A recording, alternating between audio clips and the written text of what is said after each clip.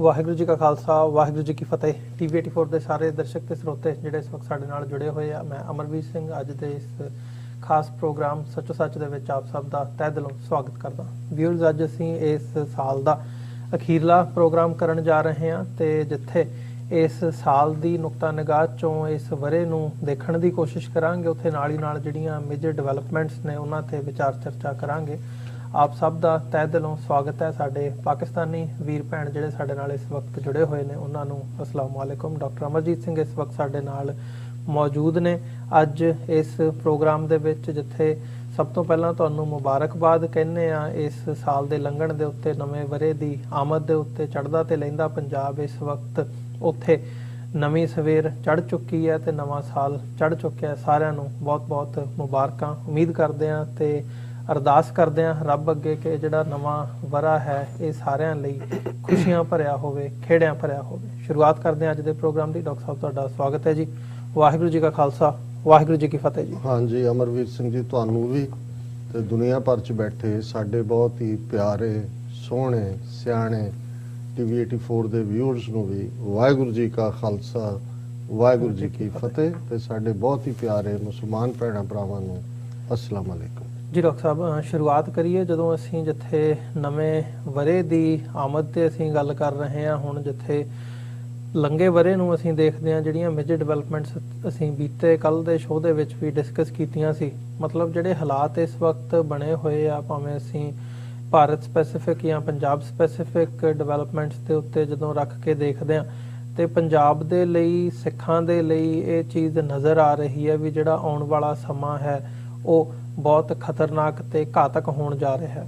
ਜਦੋਂ ਕਿਸਾਨ ਸੰਘਰਸ਼ ਦੇ ਹਵਾਲੇ ਨਾਲ ਦੇਖਦੇ ਹਾਂ, ਪੰਜਾਬ ਦੀਆਂ ਇਲੈਕਸ਼ਨਸ ਨੂੰ ਮੁੱਖ ਰੱਖਦਿਆਂ ਹੋਇਆਂ ਜਿਹੜੀ ਸਥਿਤੀ ਗਰਾਊਂਡ ਦੇ ਉੱਤੇ ਬਣੀ ਹੋਈ ਹੈ, ਕੋਈ ਆਸ ਦੀ ਕਿਰਨ ਜਾਂ ਕੋਈ ਐ ਨਹੀਂ ਨਜ਼ਰ ਆ ਰਿਹਾ ਵੀ ਅਸੀਂ ਕਿਸੇ ਪਾਸੇ ਨੂੰ ਅੱਗੇ ਵਧਾਂਗੇ। ਹਾਲਾਂਕਿ ਕਿਸਾਨ ਸੰਘਰਸ਼ ਨੂੰ ਇੱਕ ਜਿੱਤ ਦੇ ਤੌਰ ਤੇ ਪ੍ਰੋਜੈਕਟ ਕੀਤਾ ਗਿਆ, ਜਦੋਂ ਜਿੱਤ ਹੋਈ ਹੈ ਮੁੜ ਕੇ ਆਏ ਆ। ਪਰ ਹੁਣ ਜਿਸ ਕਿਸਮ ਦੇ ਹਾਲਾਤ ਹੁਣ ਬਣ ਗਏ ਆ, ਅਗਲਾ ਜਿਹੜਾ ਸਾਰਾ ਸਮਾਂ ਹੈ ਉਹ ਧੁੰਦਲਾ ਨਜ਼ਰ ਆ ਰਿਹਾ ਹੈ। ਸੋ ਗੱਲ ਉੱਥੇ ਕਿ ਜੇ ਆ ਕੇ ਬਣ ਜਾਂਦੀ ਹੈ ਵੀ ਨਵੇਂ ਵਰੇ ਦੇ ਵਿੱਚ ਹੋਊਗਾ ਕੀ। ਸੋ ਪਹਿਲਾਂ ਪੰਜਾਬ ਸਪੈਸੀਫਿਕ ਜਾਂ ਸਿੱਖ ਪਰਸਪੈਕਟਿਵ ਤੋਂ ਦੇਖੀਏ ਵੀ ਇਹ ਬਣਦਾ ਕੀ ਆ। ਦੇਖੋ, ਮੈਂ ਸਮਝਦਾ ਵੀ ਅੱਜ ਕਿਉਂਕਿ ਇਸ ਵਰੇ ਦਾ ਅਖੀਰਲਾ ਪ੍ਰੋਗਰਾਮ ਅਸੀਂ ਕਰ ਰਹੇ ਔਰ ਅਸੀਂ ਇਹ ਵੀ ਮਾਣ ਔਰ ਖੁਸ਼ੀ ਦੇ ਨਾਲ ਦੱਸ ਦੇਣਾ ਚਾਹੁੰਦੇ ਹਾਂ ਕਿ ਦਸੰਬਰ 2012 ਦੇ ਵਿੱਚ TV 84 ਦੀ ਸ਼ੁਰੂਆਤ ਹੋਈ। ਇੰਟਰਨੈਟ ਤੋਂ ਸਫ਼ਰ, ਟਾਈਮ ਵਾਰਨਰ, ਕੇਬਲ ਨੈਟਵਰਕ ਜਿਹੜਾ ਅੱਜ ਕੱਲ੍ਹ ਸਪੈਕਟਰਮ ਵੱਜਦਾ ਹੈ, ਔਰ ਫਿਰ IB ਬਾਕਸਿਸ ਅਰਾਊਂਡ ਦਾ ਗਲੋਬ, ਔਰ ਕੈਨੇਡਾ ਦੇ ਵਿੱਚ ਜਿਹੜੇ ਮੇਨ ਚੈਨਲ ਨੇ ਉਹਨਾਂ ਦੇ ਨਾਲ ਵੀ ਅਸੀਂ ਬਿਗਨਿੰਗ 'ਚ ਜਿਹੜਾ ਬੈਲ 5 ਸ਼ਾਇਦ ਉਹਦਾ ਨਾਂ ਹੈ, ਉਸ ਦੇ ਨਾਲ ਵੀ ਰਿਹਾ। ਔਰ ਹੁਣ ਕਿਉਂਕਿ ਜਦੋਂ ਅਸੀਂ ਪਿਛਲੇ ਲਗਭਗ 2 ਸਾਲ ਤੋਂ ਇਹ 2-3 ਸਾਡੇ ਖਾਸ ਪ੍ਰੋਗਰਾਮ ਜਿਹੜੇ ਸ਼ਾਮ ਦੇ ਲਾਈਵ ਹੁੰਦੇ ਨੇ, ਸੱਚੋ ਸੱਚ, ਗੁਫ਼ਤਗੂ, ਨਿਊਜ਼ ਔਰ ਸਰਬਜੀਤ ਸਿੰਘ ਘੁਮਾਣ ਹੋਰਾਂ ਦਾ, ਉਹ YouTube ਔਰ Facebook ਤੇ ਵੀ ਸਾਡੇ ਵਿਊਅਰਸ ਤੱਕ ਪਹੁੰਚਦਾ ਹੈ। ਜਿਨ੍ਹਾਂ ਨੇ ਸਾਡੇ ਵਿਊਅਰਸ ਜਿਹੜੇ ਇਸ ਵੇਲੇ ਗਲੋਬਲ ਨੇ ਉਹਨਾਂ ਤੱਕ ਸਾਡਾ ਸੁਨੇਹਾ ਵੀ ਪਹੁੰਚਾਇਆ ਔਰ ਅਸੀਂ ਲਗਭਗ ਇਹਨਾਂ 2 ਸਾਲਾਂ ਦੇ ਵਿੱਚ ਹੀ ਸੋਸ਼ਲ ਮੀਡੀਆ ਪਲੇਟਫਾਰਮ ਤੇ, ਇਹਦੇ ਬਾਵਜੂਦ ਕਿ ਭਾਰਤ ਦੇ ਵਿੱਚ ਦੋਨੋਂ ਪਾਸਿਓਂ ਹੀ, ਜਿੱਥੇ ਫੇਸਬੁੱਕ ਜੂਨ 2020 ਤੋਂ ਹੀ ਬੈਨ ਹੈ, ਉੱਥੇ ਈਵਨ YouTube ਔਰ ਦੂਸਰਿਆਂ ਨੂੰ ਵੀ ਉੱਥੇ ਸਬਸਕ੍ਰਾਈਬ ਕੀਤੇ ਆ, ਉਹ ਉੱਥੇ ਤੱਕ ਪਹੁੰਚ ਨਹੀਂ ਹੁੰਦੀ ਔਰ ਉਸ ਨੂੰ ਬੈਨ ਕੀਤਾ ਹੋਇਆ। ਔਰ ਇਸੇ ਤਰ੍ਹਾਂ ਹੋਰ ਈਵਨ ਇੱਥੇ ਵੀ ਜਿੰਨਾ ਕੁ ਉਹ ਰੈਸਟ੍ਰਿਕਟ ਕਰ ਸਕਦੇ ਨੇ, ਮੈਕੈਨਿਜ਼ਮ ਉਹਨਾਂ ਦੇ ਕੋਲ ਹੈ, ਸਾਨੂੰ ਨਹੀਂ ਪਤਾ ਉਹ ਕੀ ਕਰਦੇ ਨੇ। ਲੇਕਿਨ ਇਹਦੇ ਬਾਵਜੂਦ ਅਸੀਂ ਸਮਝਦੇ ਹਾਂ ਕਿ ਸਾਡੀ ਵਿਊਅਰਸ ਦੀ ਸਪੋਰਟ ਦਾ ਸਦਕਾ ਹੈ ਜਿੱਥੇ ਅਸੀਂ ਫਾਈਨੈਂਸ਼ਲੀ ਸਰਵਾਈਵ ਕੀਤਾ ਔਰ ਪਿਛਲੇ ਲਗਭਗ 6 ਮਹੀਨੇ ਤੋਂ ਜਿਹੜਾ ਖਾਸ ਤੌਰ ਤੇ ਜਿਸ ਨੂੰ ਸਪਾਂਸਰਸ਼ਿਪ ਦੇ ਨਾਂ ਥੱਲੇ ਜਿਸ ਪ੍ਰੋਗਰਾਮ ਨੂੰ ਅਸੀਂ ਇਨੀਸ਼ੀਏਟ ਕੀਤਾ, ਸਾਨੂੰ ਭਰਵਾਂ ਹੁੰਗਾਰਾ ਵੀ ਮਿਲਿਆ।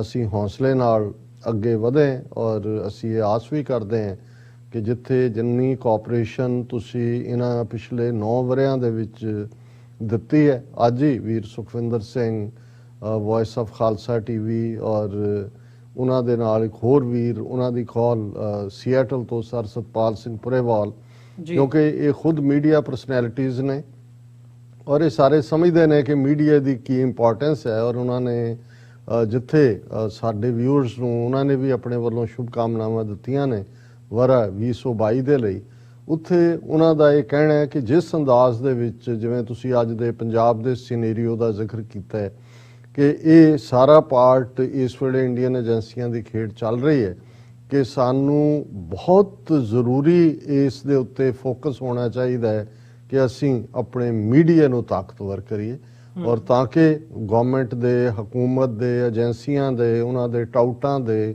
ਉਹਨਾਂ ਦੇ ਤਨਖਾਹਦਾਰਾਂ ਦੇ ਜਿਹੜੇ ਹਮਲੇ ਨੇ ਸਿੱਖੀ ਤੇ, ਜਿਹਨੂੰ ਇਹ ਕਿਹਾ ਜਾਏ ਕਿ ਆਲ ਆਊਟ ਵਾਰ ਹੈ ਔਰ ਚਾਰ ਚਫੇਰਿਓਂ ਜਿਵੇਂ ਇੱਕ ਤੀਰ ਵੱਰ ਰਹੇ ਹੁੰਦੇ ਨੇ, ਇਕੱਲਾ ਕੋਈ ਜੰਗ ਦੇ ਵਿੱਚ ਘਿਰਿਆ ਹੋਏ ਤੇ ਚਾਰ ਚਫੇਰੇ ਜਿਹੜੀਆਂ ਪਹਾੜੀਆਂ ਤੁਸੀਂ ਜਿੱਧਰ ਨਜ਼ਰ ਮਾਰਦੇ ਹੋ ਉੱਥੋਂ ਤੀਰ ਤੁਹਾਡੇ ਆ ਕੇ ਸੀਨੇ 'ਚ ਵੱਜ ਰਿਹਾ ਹੈ, ਕੋਈ ਪਿੱਠ ਤੇ ਵੱਜ ਰਿਹਾ ਹੈ, ਕੋਈ ਸਾਈਡ ਤੇ ਵੱਜ ਰਿਹਾ। ਇਵੇਂ ਅਸੀਂ ਹਰ ਸ਼ੋਬੇ ਤੋਂ, ਉਹ ਧਾਰਮਿਕ ਹੋਏ, ਉਹ ਸਿਆਸੀ ਹੋਏ, ਸਮਾਜਿਕ ਹੋਏ, ਆਰਥਿਕ ਹੋਏ, ਉਸ ਅਟੈਕ ਨੂੰ ਦੇਖ ਰਹੇ ਹਾਂ। ਔਰ ਸਭ ਤੋਂ ਪਾਵਰਫੁਲ ਵੈਪਨ ਜਾਂ ਹਥਿਆਰ ਅੱਜ ਦੀ ਦੁਨੀਆ ਦਾ ਮੀਡੀਆ ਹੈ ਔਰ ਇਸ ਲਈ ਇਹ ਸਭ ਤੋਂ ਜ਼ਰੂਰੀ ਹੈ ਕਿ TV 84 ਜਿੱਥੇ ਤੁਹਾਡੇ ਸਭ ਦੇ ਨਾਲ ਅਸੀਂ 2021 ਦਾ ਸਫ਼ਰ ਤੈਅ ਕੀਤਾ ਹੈ, ਇਹ ਸਾਰੇ ਵਰੇ ਦੇ ਵਿੱਚ ਮਿੱਠੀਆਂ, ਖੱਟੀਆਂ, ਫਿੱਕੀਆਂ, ਕੌੜੀਆਂ ਜੋ ਵੀ ਘਟਨਾਵਾਂ ਵਾਪਰੀਆਂ ਉਹਦਾ ਕੱਲ ਅਸੀਂ ਸੰਖੇਪ ਪੰਛੀ ਝਾਤ ਦੇ ਰੂਪ ਦੇ ਵਿੱਚ ਜ਼ਿਕਰ ਕੀਤਾ ਸੀ, ਡਿਸਕਸ ਕੀਤਾ ਸੀ। ਕੁਝ ਉਹਦੇ ਚੋਂ ਨੁਕਤੇ ਅਸੀਂ ਅੱਜ ਅੱਗੇ ਤੋਰਾਂਗੇ ਔਰ ਕੱਲ ਜਿਵੇਂ ਮੈਂ ਸਿੰਬੋਲਿਕਲੀ ਇਹ ਗੱਲ ਕਹੀ ਸੀ ਕਿ ਬਹੁਤ ਵਾਰ ਅਸੀਂ ਜਦੋਂ ਸਿਆਸੀ ਤਾਕਤ ਦੀ ਗੱਲ ਕਰਦੇ ਹਾਂ ਜਾਂ ਜਿਹਦੇ ਲਈ ਲਫ਼ਜ਼ ਸੋਵਰਨਿਟੀ ਲਫ਼ਜ਼ ਇਸਤੇਮਾਲ ਹੁੰਦਾ ਹੈ, ਪ੍ਰਭੂ ਸੱਤਾ ਇਸ ਦੇ ਲਈ ਪੰਜਾਬੀ ਦਾ ਸ਼ਬਦ ਹੈ।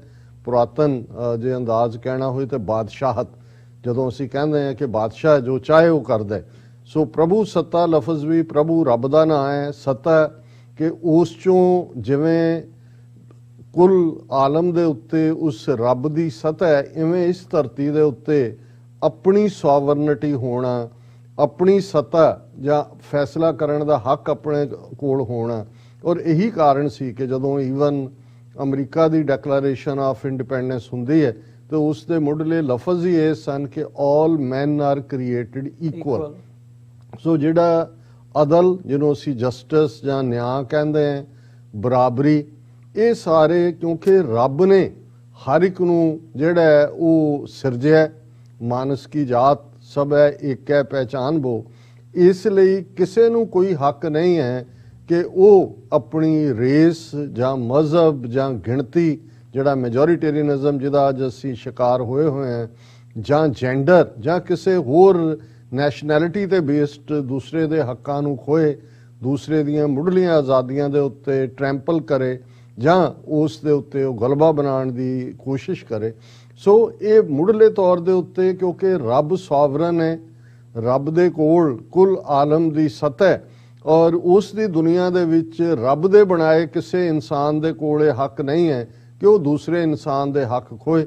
ਇਵੇਂ ਹੀ ਜਦੋਂ ਇਨਸਾਨਾਂ ਦਾ ਸਮੂਹ ਜਾਂ ਅਸੀਂ ਕੌਮੀਅਤ ਨੂੰ ਜਦੋਂ ਡਿਫਾਈਨ ਕਰਦੇ ਹਾਂ ਤੇ ਫਿਰ ਕੌਮ ਦੀ ਗੱਲ ਔਰ ਸਾਊਥ ਏਸ਼ੀਆ ਦੇ ਹਵਾਲੇ ਨਾਲ ਜੇ ਅਸੀਂ ਸਿੱਖ ਸਪੈਸੀਫਿਕ ਗੱਲ ਕਰਨੀ ਹੋਏ ਤਾਂ ਫਿਰ ਸਾਡੀ 5.5 ਸਦੀਆਂ ਦੀ ਹਿਸਟਰੀ ਇਸ ਗੱਲ ਦਾ ਆਪਣੇ ਆਪ ਦੇ ਵਿੱਚ ਇੱਕ ਖੁੱਲਾ ਇਤਿਹਾਸ ਹੈ, ਖੁੱਲੀ ਕਿਤਾਬ ਵਰਗਾ ਇਤਿਹਾਸ ਹੈ ਕਿ ਕਿਵੇਂ ਇਸ ਛੋਟੀ ਜਿਹੀ ਕੌਮ ਨੇ ਇਹਦੇ ਬਾਵਜੂਦ ਕਿ ਸਾਧਨਾਂ ਦੀ ਕਮੀ, ਇਹਦੇ ਬਾਵਜੂਦ ਗਿਣਤੀ ਹਮੇਸ਼ਾ ਮਾਈਨੋਰਿਟੀ 'ਚ, ਪਰ ਇਸ ਫੇਥ ਦੇ ਨਾਲ ਕਿ ਰੱਬ ਅਲਟੀਮੇਟਲੀ ਸੱਚ ਦੇ ਨਾਲ ਖਲੋਂਦਾ ਹੈ, ਸੱਚ ਦਾ ਦੂਸਰਾ ਨਾਂ ਹੀ ਰੱਬ ਹੈ। ਔਰ ਜਦੋਂ ਅਸੀਂ ਇਸ ਮਹਾਵਾਕ ਨੂੰ ਦੁਹਰਾਉਂਦੇ ਹਾਂ ਕਿ ਕੂੜ ਨਿਖੁੱਟੈ ਨਾਨਕਾ ਓੜਕ ਸੱਚ ਰਹੀ, ਕਿ ਅਲਟੀਮੇਟਲੀ ਕੂੜ ਹਾਰਦਾ, ਸੱਚ ਜਿੱਤਦਾ ਰੱਬ ਦੀ ਦਰਗਾਹ ਦੇ ਵਿੱਚ। ਦੁਨੀਆ ਦੇ ਵਿੱਚ ਕਿਉਂਕਿ ਜਿਹੜੇ ਸੱਚ ਦੇ ਰਸਤੇ ਦੇ ਪਾਂਧੀ ਹੁੰਦੇ ਨੇ ਉਹ ਇਸ ਯਕੀਨ ਦੇ ਨਾਲ ਕਿ ਉਹ ਸੱਚ ਦੇ ਰਸਤੇ ਤੇ ਨੇ ਔਰ ਰੱਬ ਸੱਚ ਹੈ, ਰੱਬ ਹੱਕ ਹੈ, ਰੱਬ ਨਿਆਂ ਹੈ, ਰੱਬ ਅਦਲ ਹੈ ਔਰ ਉਹ ਰੱਬ ਸਾਡੇ ਸਿਰ ਤੇ ਹੁੰਦਾ ਹੈ, ਸਾਨੂੰ ਫਿਰ ਕੋਈ ਪਰਵਾਹ ਨਹੀਂ ਹੁੰਦੀ ਕਿ ਸਾਡੀ ਗਿਣਤੀ ਥੋੜੀ ਹੈ ਜਾਂ ਦੁਸ਼ਮਣ ਦੇ ਕੋਲ ਕਿੰਨੇ ਪਾਵਰਫੁਲ ਹਥਿਆਰ ਨੇ। ਔਰ ਇਹੀ ਸਪਿਰਿਟ ਜਿਹੜੀ ਹੈ ਸਾਨੂੰ ਪਿਛਲੀਆਂ 5 ਸਦੀਆਂ ਤੋਂ ਜਿਹੜੀ ਹੈ, ਜੇ ਅਸੀਂ ਝੂਠ ਨੂੰ ਪਛਾੜਿਆ ਹੈ। ਇਹਨਾਂ 4 ਸਦੀਆਂ ਦੇ ਵਿੱਚ ਅਸੀਂ 4 ਪਾਵਰਫੁਲ ਪਾਤਸ਼ਾਹੀਆਂ ਉਹਨਾਂ ਦੇ ਨਾਲ ਟੱਕਰ ਲਈ, ਆਪਣੀ ਈਨ ਮਨਵਾਈ, ਆਪਣੀ ਗੱਲ ਨੂੰ, ਆਪਣੇ ਸਟੈਂਡ ਨੂੰ ਕਾਇਮ ਰੱਖਿਆ। ਉਹ ਮੁਗਲਿਆ ਸਲਤਨਤ ਹੋਏ, ਦਰਾ ਖੈਬਰ ਪਾਰ ਦੇ ਹਮਲਾਵਰ ਹੋਣ, ਬ੍ਰਿਟਿਸ਼ ਬਸਤੀਵਾਦੀ ਹੋਣ ਜਾਂ ਅੱਜ ਦੇ ਹਿੰਦੂਤਵੀ ਹਾਕਮ ਹੋਣ, ਤੇ ਸਾਡਾ ਸਭ ਤੋਂ ਪਾਵਰਫੁਲ ਹਥਿਆਰ ਅਲਟੀਮੇਟਲੀ ਅਸੀਂ ਸੱਚ ਦੇ ਕਿਲੇ ਦੇ ਵਿੱਚ ਬੈਠੇ ਹੋਏ। ਔਰ ਸੱਚ ਦਾ ਕਿਲਾ, ਜਦੋਂ ਗੁਰਬਾਣੀ ਨੂੰ ਅਸੀਂ ਯਾਦ ਕਰਦੇ ਹਾਂ ਕਿ ਨਾਨਕ ਰਾਜ ਚਲਾਇਆ ਸੱਚ ਕੋਟ ਸਤਾਣੀ ਨੀਮ ਦੇ, ਕਿ ਗੁਰੂ ਨਾਨਕ ਸਾਹਿਬ ਨੇ, ਗੁਰੂ ਨਾਨਕ ਪਾਤਸ਼ਾਹ ਨੇ ਜਿਹੜਾ ਰਾਜ ਸਥਾਪਿਤ ਕੀਤਾ ਉਹ ਸੱਚ ਦਾ ਕਿਲਾ। ਨਾਨਕ ਰਾਜ ਚਲਾਇਆ ਸੱਚ ਕੋਟ, ਕੋਟ ਕਿਲੇ ਨੂੰ ਕਹਿੰਦੇ ਨੇ ਕਿ ਸੱਚ ਦਾ ਕਿਲਾ, ਤੇ ਸਤਾਣੀ ਕਹਿੰਦੇ ਨੇ ਬੜੀ ਪੁਖਤਾ, ਤੇ ਉਸ ਦੀ ਨੀਂਹ ਬੜੀ ਪੁਖਤਾ ਹੈ। ਔਰ ਇਹੀ ਅਸੀਂ, ਇਹ ਠੀਕ ਹੈ ਜਦੋਂ ਅਸੀਂ ਵਰਾ 2021 ਨੂੰ ਅੱਜ ਅਲਵਿਦਾ ਕਹਿ ਰਹੇ ਹਾਂ ਨਿਊਯਾਰਕ ਸ਼ਹਿਰ 'ਚ ਬੈਠੇ। ਹਾਲਾਂ ਜੇ ਨਿਊਜ਼ੀਲੈਂਡ, ਆਸਟ੍ਰੇਲੀਆ, ਟੋਕੀਓ, ਜਾਪਾਨ, ਉਹ ਸਾਰੇ ਤੋਂ ਦੇਖੀਏ, ਉਹ ਸਭ ਤੋਂ ਪਹਿਲਾਂ ਹਾਲਾਂ ਇਸ ਗੱਲ ਦਾ ਧਿਆਨ ਰਹੇ ਕਿ ਸੂਰਜ ਕਦੇ ਵੀ ਨਾ ਚੜ੍ਹਦਾ ਤੇ ਨਾ ਅਸਤ ਹੁੰਦਾ। ਕੋਈ ਇਹ ਫਿਨੋਮੀਨਾ ਨਹੀਂ ਹੈ ਕਿ ਸੂਰਜ 12 ਘੰਟੇ ਆਰਾਮ ਕਰਦਾ ਫਿਰ 12 ਘੰਟੇ ਆਉਂਦਾ। ਇਹ ਧਰਤੀ ਦੀ ਗਤੀ ਹੈ ਸੂਰਜ ਦੇ ਦਿਵਾਲੇ, ਕਿ ਜਿੱਥੇ ਜਦੋਂ ਇੱਕ ਪਾਸੇ ਨਜ਼ਰ ਆ ਰਿਹਾ ਹੁੰਦਾ ਹੈ ਕਿ ਸੂਰਜ ਡੁੱਬ ਗਿਆ ਹੈ ਜਾਂ ਸੂਰਜ ਗਰੂਬ ਹੋਇਆ ਹੈ, ਤੇ ਜ਼ਾਹਰ ਹੈ ਕਿ ਜਿਹੜਾ ਦੂਸਰਾ ਹਿੱਸਾ ਧਰਤੀ ਦਾ ਹੁੰਦਾ ਹੈ ਉਹ ਉਸ ਦੇ ਵਿੱਚ ਸੂਰਜ ਚੜ ਰਿਹਾ ਹੁੰਦਾ ਹੈ। ਸੂਰਜ ਜਿਹੜਾ ਹੈ ਉਸ ਦਾ ਉਹ ਉਸ ਦੀਆਂ ਕਿਰਨਾਂ, ਉਸ ਦੀ ਲਾਲੀ ਜਿਹੜੀ ਹੈ ਉਹ ਦਿਨ ਨੂੰ ਸੱਦਾ ਦੇ ਰਹੀ ਹੁੰਦੀ ਹੈ। ਸੋ ਆਲਰੇਡੀ ਇਸ ਪਲੈਨਟ ਦੇ ਹਵਾਲੇ ਨਾਲ 2022 ਚੜ੍ਹ ਚੁੱਕਾ ਹੈ, ਪਰ ਕਿਉਂਕਿ ਅਸੀਂ ਨਿਊਯਾਰਕ 'ਚ ਔਰ ਅੱਜ ਅੰਟਿਲ ਮਿਡਨਾਈਟ, ਅੱਧੀ ਰਾਤ ਤੱਕ ਅਮਰੀਕਾ ਭਰ ਦੇ, ਕੈਨੇਡਾ ਭਰ ਦੇ ਗੁਰਦੁਆਰਿਆਂ ਦੇ ਵਿੱਚ ਦੀਵਾਨ ਹੋਣੇ ਨੇ। ਔਰ ਅਸੀਂ ਵੀ Gurdwara Richmond Hill Cultural Society, ਜਿਹੜੀ ਮਦਰ ਆਫ ਆਲ ਇੰਸਟੀਟਿਊਸ਼ਨਸ ਜਿਹਨੂੰ ਈਸਟ ਕੋਸਟ ਦੀ ਕਿਹਾ ਜਾਂਦਾ ਹੈ, ਉਸ ਦੇ ਵਿੱਚ ਅਸੀਂ ਸ਼ਮੂਲੀਅਤ ਵੀ ਕਰਾਂਗੇ। ਔਰ ਅਸੀਂ ਆਲਮੋਸਟ 9:30 ਤੋਂ ਲੈ ਕੇ ਮਿਡਨਾਈਟ ਤੱਕ ਆਪਣੇ ਵਿਊਅਰਸ ਤੱਕ ਲਾਈਵ ਪ੍ਰੋਗਰਾਮ ਵੀ ਉੱਥੋਂ ਦਾ ਪਹੁੰਚਾਵਾਂਗੇ। ਸੋ ਇਹ ਕਿਉਂਕਿ ਜਦੋਂ ਅਸੀਂ ਇਹ ਦੇਸ਼ ਤੇ ਕਾਲ ਦੀ ਵੰਡ ਦੇਖਦੇ ਹਾਂ, time and space the, calendars ਦੀ ਇੱਕ ਆਪਣੀ ਹਿਸਟਰੀ ਹੈ। ਅਸੀਂ ਇਨ ਬਰੀਫ ਬੇਸ਼ੱਕ ਜ਼ਿਕਰ ਕੀਤਾ ਸੀ ਕਿ ਜਿਨ੍ਹਾਂ ਦੇ ਕੋਲ ਪੋਲੀਟੀਕਲ ਪਾਵਰਸ ਹੁੰਦੀਆਂ ਨੇ ਉਹਨਾਂ ਦੇ ਕੈਲੰਡਰ ਚੱਲਦੇ ਨੇ, ਉਹਨਾਂ ਦੇ ਸਿੱਕੇ ਚੱਲਦੇ ਨੇ, ਉਹਨਾਂ ਦੀ ਮੋਹਰ ਦੇ ਥੱਲੇ ਪਰਵਾਨੇ ਜਾਰੀ ਹੁੰਦੇ ਨੇ, ਉਹਨਾਂ ਦੇ ਝੰਡੇ ਝੂਲਦੇ ਨੇ, ਉਹਨਾਂ ਦੇ ਨੈਸ਼ਨਲ ਐਂਥਮ ਹੁੰਦੇ ਨੇ, ਉਹਨਾਂ ਦੀ ਰਿਪਰੈਜ਼ੈਂਟੇਸ਼ਨ ਜਿਹੜੀ ਹੈ ਉਹਨਾਂ ਕੌਮਾਂ ਨੂੰ UN ਦੇ ਵਿੱਚ ਵੀ ਹੈ। ਬਹੁਤ ਵਾਰ ਸਾਡੇ ਵਿਊਅਰ ਕਹਿਣਗੇ ਜੀ ਇੰਨਾ ਸਾਡੇ ਤੇ ਜ਼ੁਲਮ ਹੋ ਰਿਹਾ, UN 'ਚ ਕਿਉਂ ਨਹੀਂ ਗੱਲ ਜਾਂਦੀ? ਇਸ ਗੱਲ ਦਾ ਧਿਆਨ ਰਹੇ ਕਿ UN 'ਚ ਵੀ ਉਹੀ ਜਾ ਸਕਦਾ ਜਿਹੜਾ ਇੱਕ ਨੇਸ਼ਨ ਨੂੰ ਰਿਪਰੈਜ਼ੈਂਟ ਕਰਦਾ। ਇਹ ਨੇਸ਼ਨਸ ਦੀ ਆਰਗੇਨਾਈਜੇਸ਼ਨ ਹੈ, ਇਹ ਕੋਈ NGOs ਜਾਂ ਕੋਈ ਹੋਰ ਪ੍ਰਾਈਵੇਟ ਆਰਗੇਨਾਈਜੇਸ਼ਨ ਨਹੀਂ ਹੈ। ਸੋ ਇਸ ਲਈ ਜਿਹੜੀ ਸਾਡੀ ਸਟਰਗਲ, ਜਦੋਂ ਅਸੀਂ ਇਸ ਸਾਰੇ ਪਾਰਟ ਨੂੰ ਦੇਖਦੇ ਹਾਂ, ਕੈਲੰਡਰਸ ਦੀ ਇੱਕ ਆਪਣੀ ਦੁਨੀਆ, ਅਸੀਂ ਉਹ ਜਿਸ ਦਾ ਕੱਲ ਵੀ ਜ਼ਿਕਰ ਕੀਤਾ ਸੀ ਕਿ ਭਾਈ ਨਾਨਕਸ਼ਾਹੀ ਕੈਲੰਡਰ ਜਿਹੜਾ ਪੰਥ ਨੇ 2003 ਦੇ ਵਿੱਚ ਜਿਸ ਨੂੰ ਮਾਨਤਾ ਦਿੱਤੀ, ਵੱਖਰੀ ਗੱਲ ਹੈ ਕਿ ਹਿੰਦੂਤਵੀ ਪ੍ਰਭਾਵ ਦੇ ਥੱਲੇ ਉਸ ਦਾ ਜਿਹੜਾ ਉਹ ਭਗਵਾਕਰਨ ਕਰ ਦਿੱਤਾ ਗਿਆ, ਪਰ ਇਸ ਦੇ ਬਾਵਜੂਦ ਜਿਹੜਾ ਨਾਨਕਸ਼ਾਹੀ ਕੈਲੰਡਰ ਹੈ ਉਸ ਦੀ ਬਿਗਨਿੰਗ ਪਹਿਲੀ ਚੇਤ ਨੂੰ ਹੁੰਦੀ ਹੈ, 14 ਮਾਰਚ ਦਾ ਦਿਨ ਹੁੰਦਾ ਹੈ। ਔਰ ਜਿਹੜੇ 12 ਮਹੀਨਿਆਂ ਦੇ ਨਾਂ ਨੇ ਪੰਜਾਬ ਦੇ, ਉਸ ਲੈਂਡਸਕੇਪ ਦੇ ਉੱਤੇ 6 ਵੈਦਰ ਜਿਹੜੇ ਕਿ ਫੁੱਲ 6 ਰੁੱਤਾਂ ਨੇ, ਔਰ ਜਿਹੜੇ ਮੁੱਢ ਕਦੀਮ ਤੋਂ, ਔਰ ਕਿਉਂਕਿ ਗੁਰਬਾਣੀ ਦੇ ਵਿੱਚ ਦੋਨੋਂ 12 ਮਾਹ ਤੁਖਾਰੀ ਔਰ 12 ਮਾਹ ਮਾਝ ਦੇ ਵਿੱਚ ਜਿਹੜੇ ਮਹੀਨਿਆਂ ਦਾ ਜ਼ਿਕਰ ਹੈ, ਉਹੀ ਨਾਨਕਸ਼ਾਹੀ ਕੈਲੰਡਰ ਦੇ 12 ਮਹੀਨੇ ਜਿਹਨੂੰ ਸਾਡੇ ਲਹਿੰਦੇ ਪੰਜਾਬ ਦੇ ਜਿਹੜੇ ਖਾਸ ਤੌਰ ਤੇ ਬਜ਼ੁਰਗ ਜਨਰੇਸ਼ਨ ਹੈ ਉਹ ਜ਼ਰੂਰ ਉਹਨਾਂ ਨਾਵਾਂ ਤੋਂ ਜਾਣੂ ਹੈ। ਉਹ ਚੇਤ, ਵਿਸਾਖ, ਜੇਠ, ਹਾੜ, ਸਾਵਣ, ਭਾਦੋ, ਅੱਸੂ, ਕੱਤਕ, ਮੱਘਰ, ਪੋਹ, ਮਾਹ, ਫੱਗਣ। ਸੋ ਉਹਦੇ ਤੇ ਆਧਾਰਿਤ ਹੈ। ਪਰ ਕਿਉਂਕਿ ਦੁਨੀਆ ਦੇ ਵਿੱਚ ਜਦੋਂ ਵੈਸਟ ਨੇ ਜਿਹੜਾ ਆਪਣੀ ਡੋਮੀਨੈਂਸ ਲਿਆਂਦੀ, ਔਰ ਇਹ ਕੈਲੰਡਰ ਜਿਹੜਾ ਕਿ ਸੋਲਰ ਬੇਸਡ ਹੈ, ਸੂਰਜ ਦੇ ਉੱਤੇ ਆਧਾਰਿਤ ਹੈ, ਡੇਟਸ ਫਿਕਸਡ ਨੇ, ਕੈਲਕੂਲੇਸ਼ਨਸ ਇਹਨਾਂ ਦੀਆਂ ਨੇ, ਮੋਰ ਸਾਇੰਟੀਫਿਕ ਹੈ, ਇਸ 'ਚ ਕੋਈ ਸ਼ੱਕ ਨਹੀਂ ਹੈ। ਲਿਊਨਰ ਕੈਲੰਡਰਸ ਦੇ ਵਿੱਚ ਆਪਣੀਆਂ ਖਾਮੀਆਂ ਸੀ, ਦਿਨ ਜਿਹੜੇ ਨੇ ਉਹ ਵੱਧ ਜਾਂਦੇ ਸੀ, ਕਦੇ 12 ਦੇ 13 ਮਹੀਨੇ ਕਰ ਲੈਂਦੇ ਸੀ, ਕਦੇ ਕੁਛ ਦਿਨਾਂ ਨੂੰ ਮਾਈਨਸ ਕਰਨਾ ਪੈਂਦਾ ਸੀ। ਇਹੀ ਕਾਰਨ ਹੈ ਕਿ ਕਿਉਂਕਿ ਚੰਦਰਮਾ ਦੀ ਕਲਾ ਵੱਧਦੀ ਘਟਦੀ ਹੈ, ਜਿਹਨੂੰ ਸੁਦੀ ਤੇ ਵਧੀ ਕਹਿੰਦੇ ਨੇ ਜੀ। ਇਹੀ ਕਾਰਨ ਹੈ ਜਦੋਂ ਅਸੀਂ ਨਾਨਕਸ਼ਾਹੀ ਕੈਲੰਡਰ ਨੂੰ ਲਾਗੂ ਕਰਨ ਦੀ ਗੱਲ ਪੰਥ ਨੇ ਫੈਸਲਾ ਲਿਆ ਤੇ ਉਸ ਦਾ ਰੀਜ਼ਨ ਸੀ ਕਿ ਦੁਨੀਆ ਇਸ ਵੇਲੇ ਸੋਲਰ ਕੈਲੰਡਰ ਨਾਲ ਚੱਲਦੀ ਹੈ। ਹੁਣ ਅਸੀਂ ਜੇ 2022 ਦੀ ਗੱਲ ਕਰੀਏ ਤੇ 2022 ਦੇ ਵਿੱਚ ਗੁਰੂ ਗੋਬਿੰਦ ਸਿੰਘ ਸਾਹਿਬ ਦਾ ਪ੍ਰਕਾਸ਼ ਜ਼ਾਹਰ ਹੈ ਮੂਲ ਨਾਨਕਸ਼ਾਹੀ ਕੈਲੰਡਰ ਮੁਤਾਬਕ 5 ਜਨਵਰੀ ਨੂੰ ਹੈ, ਪਰ ਚੰਦਰਮਾ ਵਾਲੇ ਹਿੰਦੂ ਕੈਲੰਡਰ ਦੇ ਮੁਤਾਬਕ ਇੱਕ 9 ਜਨਵਰੀ ਨੂੰ ਹੈ, ਇੱਕ 29 ਦਸੰਬਰ ਨੂੰ ਹੈ। ਸੋ 2022 ਦੇ ਵਿੱਚ ਗੁਰੂ ਗੋਬਿੰਦ ਸਿੰਘ ਸਾਹਿਬ ਦਾ ਪ੍ਰਕਾਸ਼ 2 ਵਾਰ ਹੋਏਗਾ ਔਰ 2023 ਦੇ ਵਿੱਚ ਕੋਈ ਦਿਨ ਨਹੀਂ ਹੋਏਗਾ। ਸੋ ਇਸ ਨੂੰ ਹੀ ਮੁੱਖ ਰੱਖਦੇ ਹਾਂ ਅਸੀਂ, ਜਿੱਥੇ ਬੇਸ਼ੱਕ ਅਸੀਂ ਜ਼ਿਕਰ ਕੀਤਾ ਸੀ ਕਿ ਬਿਫੋਰ ਕ੍ਰਾਈਸਟ ਜਾਂ ਇਨ ਦਾ ਈਅਰ ਆਫ ਆਵਰ ਲਾਰਡ, ਇਹ ਸਾਰੀ ਜੀਸਸ ਕ੍ਰਾਈਸਟ ਨੂੰ ਟ੍ਰਿਬਿਊਟ ਹੈ। ਹਾਲਾਂਕਿ ਜੂਇਸ਼ ਸੁਜੈਸ਼ਨ ਤੋਂ ਬਾਅਦ ਜਾਂ ਕੁਝ ਹੋਰ ਸੈਕੂਲਰ ਲੋਕ ਹੁਣ ਇਸ ਨੂੰ ਜਿਹੜਾ ਕਾਮਨ ਈਰਾ ਕਹਿੰਦੇ ਨੇ, ਸੀਈ ਦੇ ਨਾਲ ਜੋੜ ਕੇ ਦੇਖਦੇ ਨੇ ਔਰ ਉਸ ਦੇ ਨਾਲ, ਲੇਕਿਨ ਸਾਨੂੰ ਕੋਈ ਪ੍ਰੋਬਲਮ ਨਹੀਂ ਹੈ ਕਿ ਵੀ ਇਹ ਈਵਨ ਜੇ BC ਜਾਂ AD ਦੇ ਨਾਲ ਵੀ ਰਹੇ। ਲੇਕਿਨ ਮੈਂ ਇਹ ਐਮਫਸਾਈਜ਼ ਕਰਨਾ ਚਾਹੁੰਦਾ ਕਿ ਜਦੋਂ ਅਸੀਂ ਦੁਨੀਆ ਦੇ ਇਸ ਮੌਜ਼ੈਕ ਦੇ ਵਿੱਚ, ਇਸ ਧਰਤੀ ਦੇ ਉੱਤੇ ਜਿੱਥੇ ਸੈਂਕੜਿਆਂ ਐਥਨੀਸਿਟੀਜ਼ ਨੇ, 200 ਤੋਂ ਜ਼ਿਆਦਾ ਮੁਲਕ ਨੇ, ਸਿੱਖ ਕੌਮ ਜਿਹਨੇ 5.5 ਸਦੀਆਂ ਦੇ ਆਪਣੇ ਇਸ ਦੌਰ ਦੇ ਵਿੱਚ ਬਹੁਤ ਕੁਰਬਾਨੀਆਂ ਕੀਤੀਆਂ ਨੇ ਆਪਣੀ ਹੋਂਦ ਨੂੰ ਕਾਇਮ ਰੱਖਣ ਦੇ ਲਈ, ਔਰ ਸਿੱਖੀ ਦੀ ਹੋਂਦ ਇਸ ਲਈ ਵੀ ਇੰਪੋਰਟੈਂਟ ਹੈ। ਮੈਂ ਇਹ ਨਹੀਂ, ਅਸੀਂ ਦਾਅਵਾ ਨਹੀਂ ਕਰਦੇ ਕਿ ਅਸੀਂ ਸਾਰਿਆਂ ਨੂੰ ਆਪਣੇ ਝੰਡੇ ਥੱਲੇ ਲਿਆਣਾ ਹੈ, ਅਸੀਂ ਇਹ ਦਾਅਵਾ ਵੀ ਨਹੀਂ ਕਰਦੇ ਕਿ ਸਾਡਾ ਹੀ ਤਰੀਕਾ ਸਭ ਤੋਂ ਉੱਤਮ ਤਰੀਕਾ ਹੈ, ਬਾਕੀ ਸਾਰੇ ਜਿਹੜੇ ਨੇ ਉਹ ਵੀਕ ਨੇ ਜਾਂ ਉਹ ਮਾੜੇ ਨੇ।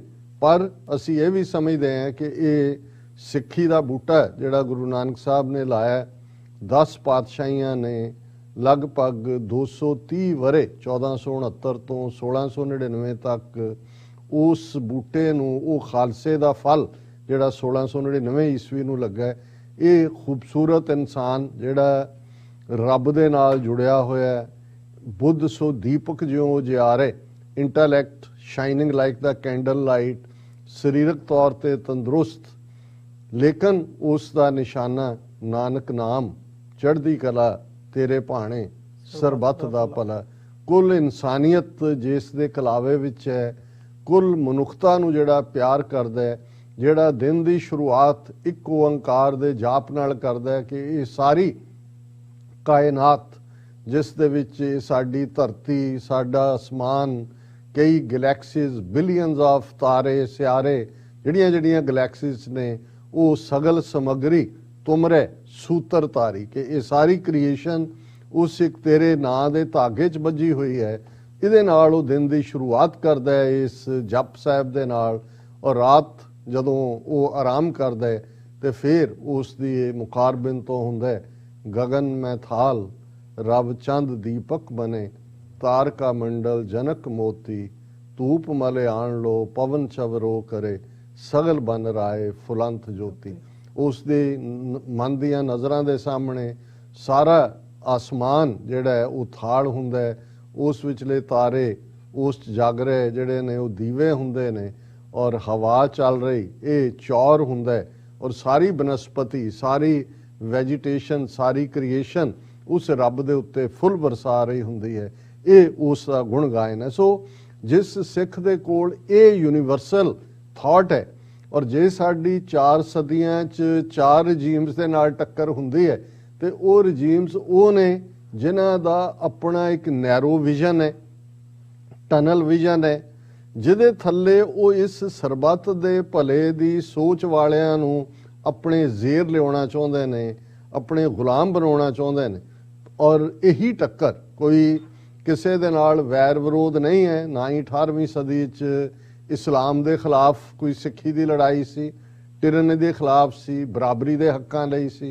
इसे तरह जे असीं 19वीं सदी दे सैकंड हाफ तो 20वीं सदी दे पहले अध तक क्रिश्चन ਬ੍ਰਿਟਿਸ਼ਰਸ ਦੇ ਨਾਲ ਟੱਕਰ ਲਈ। ਉਹ ਕ੍ਰਿਸਚੀਅਨਿਟੀ ਦੇ ਖਿਲਾਫ ਲੜਾਈ ਨਹੀਂ ਸੀ, ਉਹ ਕਲੋਨੀਅਲਿਜ਼ਮ ਦੇ ਖਿਲਾਫ ਸੀ। ਅੱਜ ਵੀ ਕੋਈ ਲੜਾਈ ਸਾਡੀ ਹਿੰਦੂ ਧਰਮ ਦੇ ਖਿਲਾਫ ਨਹੀਂ ਹੈ। ਉਸ ਹਿੰਦੂ ਥਾਟ ਜਿਹੜਾ ਦੂਸਰਿਆਂ ਨੂੰ, ਜਿਹੜਾ ਕਾਸਟ ਸਿਸਟਮ 'ਚ ਯਕੀਨ ਰੱਖਦਾ ਹੈ, ਜਿਹੜਾ ਨਾਜ਼ੀ ਲਾਈਕ ਆਈਡੀਓਲੋਜੀ 'ਚ ਯਕੀਨ ਰੱਖਦਾ ਹੈ। ਔਰ ਇਸ ਦੇ ਲਈ ਅਸੀਂ ਜੇ ਇਹਨਾਂ 74-75 ਸਾਲਾਂ 'ਚ 47 ਤੋਂ ਹੁਣ ਤੱਕ ਦੇਖੀਏ ਤੇ ਬਹੁਤ ਜ਼ਿਆਦਾ ਕੁਰਬਾਨੀਆਂ ਸਾਡੀ ਕੌਮ ਨੇ ਕੀਤੀਆਂ ਨੇ। ਪਿਛਲੇ 4 ਦਹਾਕਿਆਂ ਦੇ ਅੰਦਰ 1.5 ਲੱਖ ਤੋਂ ਜ਼ਿਆਦਾ ਗੁਰੂ ਦੇ ਸਪੁੱਤਰ ਸਪੁੱਤਰੀਆਂ ਨੇ ਆਪਣੇ ਸਰੀਰਾਂ ਦੇ ਠੀਕਰੇ ਦਿੱਲੀ ਸਾਮਰਾਜ ਦੇ ਸਿਰ ਤੇ ਇਸ ਲਈ ਭੰਨੇ ਨੇ ਤਾਂ ਕਿ ਕੌਮ ਦਾ ਆਉਣ ਵਾਲਾ ਕੱਲ ਸ਼ਾਨ ਮਤਾ ਹੋਏ, ਮਾਣ ਮਤਾ ਹੋਏ। ਸੋ ਜਿੱਥੇ ਅਸੀਂ TV 84 ਦੇ ਵਿਊਅਰਸ ਨੂੰ ਮੁਬਾਰਕਬਾਦ ਦਿੰਦੇ ਹਾਂ, ਜ਼ਾਹਰ ਹੈ ਅਸੀਂ ਆਪਣੇ ਇਮੀਡੀਏਟ ਪਰਿਵਾਰ, ਆਪਣੇ ਹੋਰ ਸੰਬੰਧੀਆਂ ਸੱਜਣਾ, ਉਹਨਾਂ ਦੀ ਜਿਹੜੀ ਹੈ ਉਹਨਾਂ ਦੀ ਖੁਸ਼ਹਾਲੀ ਮੰਗਦੇ ਹਾਂ, ਰੱਬ ਤੋਂ ਤੰਦਰੁਸਤੀ ਮੰਗਦੇ ਹਾਂ, ਵਾਹਿਗੁਰੂ ਸਭ ਨੂੰ ਆਸਾਨੀਆਂ ਅਤਾ ਕਰੇ, ਇਹ ਮੰਗਦੇ ਹਾਂ। ਪਰ ਉੱਥੇ ਜਿੱਥੇ ਸਾਡੀ ਕੌਮੀ ਹੋਣੀ, ਔਰ ਅੱਜ ਜਦੋਂ ਅਸੀਂ 2022 ਵਰੇ ਦੇ ਵਿੱਚ ਜਿਹੜਾ ਉਹ ਐਂਟਰ ਕਰ ਰਹੇ ਹਾਂ, ਤੇ ਫਿਰ ਸਾਡੀਆਂ ਮਨ ਦੀਆਂ ਨਜ਼ਰਾਂ ਸਾਹਮਣੇ ਸਾਡੇ ਇਹਨਾਂ 4 ਦਹਾਕਿਆਂ ਦੇ ਸ਼ਹੀਦ ਜ਼ਰੂਰ ਸਾਡੀਆਂ ਦੁਆਵਾਂ, ਸਾਡੀਆਂ ਅਰਦਾਸਾਂ 'ਚ ਹੋਣੇ ਚਾਹੀਦੇ ਨੇ। ਸਾਡੇ ਮਨ ਦੀਆਂ ਅੱਖਾਂ ਸਾਹਮਣੇ ਤਿਹਾੜ ਜੇਲ੍ਹ ਤੋਂ ਲੈ ਕੇ ਪਟਿਆਲਾ ਤੱਕ, ਔਰ ਜੇ ਅਸੀਂ 2-3 ਦਿਨ ਪਹਿਲਾਂ ਤੋਂ ਹੀ ਦੇਖੀਏ ਕਿ ਕਿਵੇਂ ਵੀਰ ਜਗਮੀਤ ਸਿੰਘ, ਉਹਨਾਂ ਦੇ ਮਾਤਾ ਜੀ, ਉਹਨਾਂ ਦੇ ਮਿੱਤਰ, ਕਿਵੇਂ ਉਹ ਸਿਰਫ ਤੇ ਸਿਰਫ ਉਹ ਪੰਥ ਦੀ ਆਜ਼ਾਦੀ ਦੀ ਗੱਲ ਕਰਦੇ ਨੇ, ਉਹ ਕਿਵੇਂ ਪੁਲਿਸ ਰਿਮਾਂਡ ਦੇ ਵਿੱਚ 6 ਦਿਨ ਦਾ ਜਿਹੜਾ ਰਿਮਾਂਡ ਦਿੱਤਾ ਗਿਆ ਉਸ ਟਾਰਚਰ ਚੋਂ ਲੰਘ ਰਹੇ ਨੇ।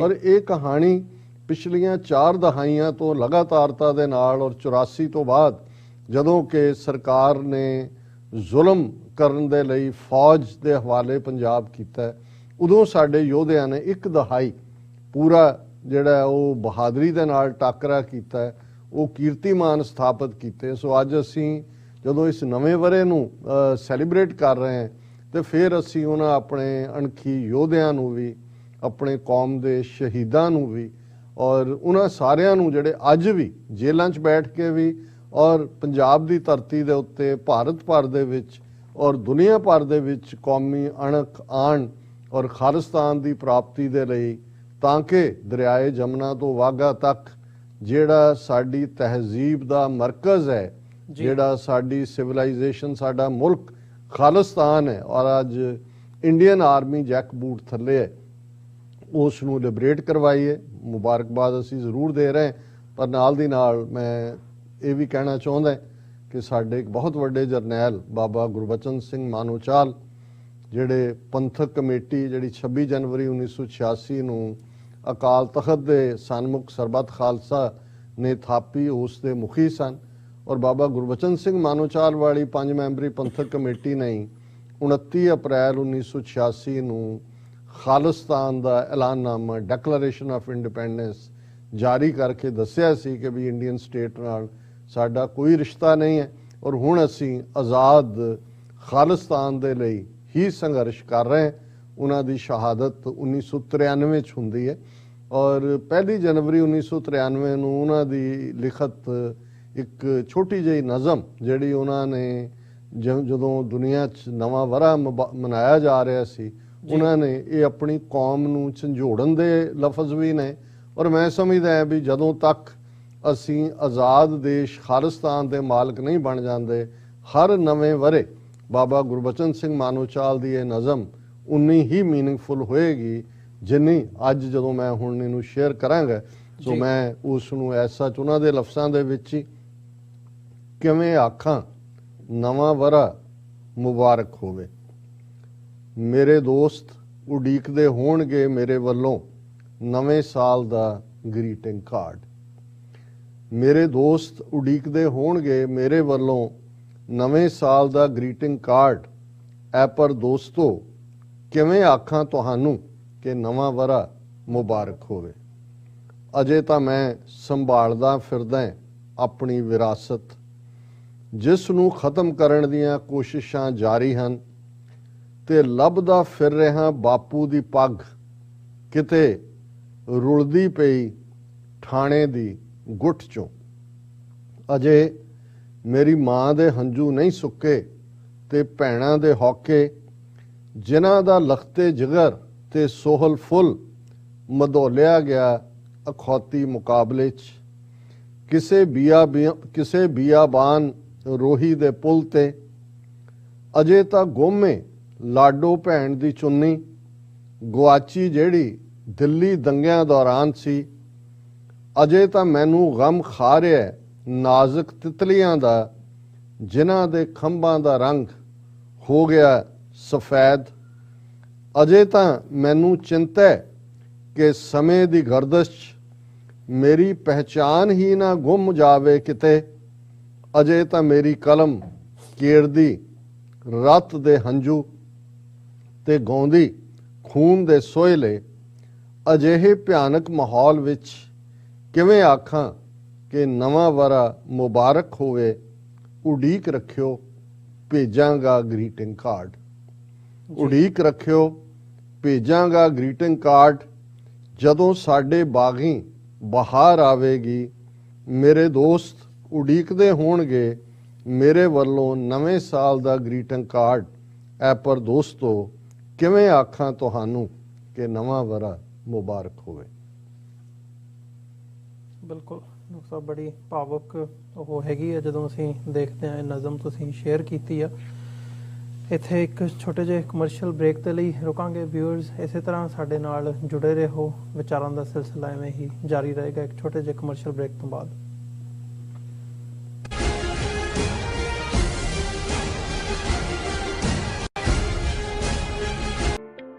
ਸਿਗਨੇਚਰ ਟਰੱਕ ਸਰਵਿਸ ਰਾਊਟ 81 ਉੱਤੇ ਐਗਜ਼ਿਟ 235 ਤੇ ਟਰੱਕਰ ਵੀਰਾਂ ਲਈ 24 ਘੰਟੇ ਰੋਡ ਸਰਵਿਸ ਦੀ ਸੁਵਿਧਾ ਮੌਜੂਦ। Heavy duty repair, oil change, ਪੁਰਾਣੇ ਅਤੇ ਨਵੇਂ tyre, computer diagnostic, DPF cleaning, brake service ਜਾਂ ਰਸਤੇ ਵਿੱਚ ਆਈ ਹਰ ਤਰ੍ਹਾਂ ਦੀ ਰਿਪੇਅਰ ਪ੍ਰੋਫੈਸ਼ਨਲ ਟੀਮ ਵੱਲੋਂ ਕੀਤੀ ਜਾਂਦੀ ਹੈ। ਬ੍ਰੇਕਫਾਸਟ, ਲੰਚ ਅਤੇ ਡਿਨਰ ਲਈ ਪੰਜਾਬੀ ਢਾਬੇ ਦਾ ਆਨੰਦ ਵੀ ਮਾਣੋ। ਡਰਾਈਵਰ ਅਤੇ ਟਰੱਕ ਆਪਰੇਟਰ ਵੀਰ ਡਿਸਪੈਚ ਦੀ ਸਰਵਿਸ ਲਈ ਸਾਡੇ ਨਾਲ ਸੰਪਰਕ ਕਰਨ। Signature truck service 58 triangle drive, Weyers Cave, Virginia 24486।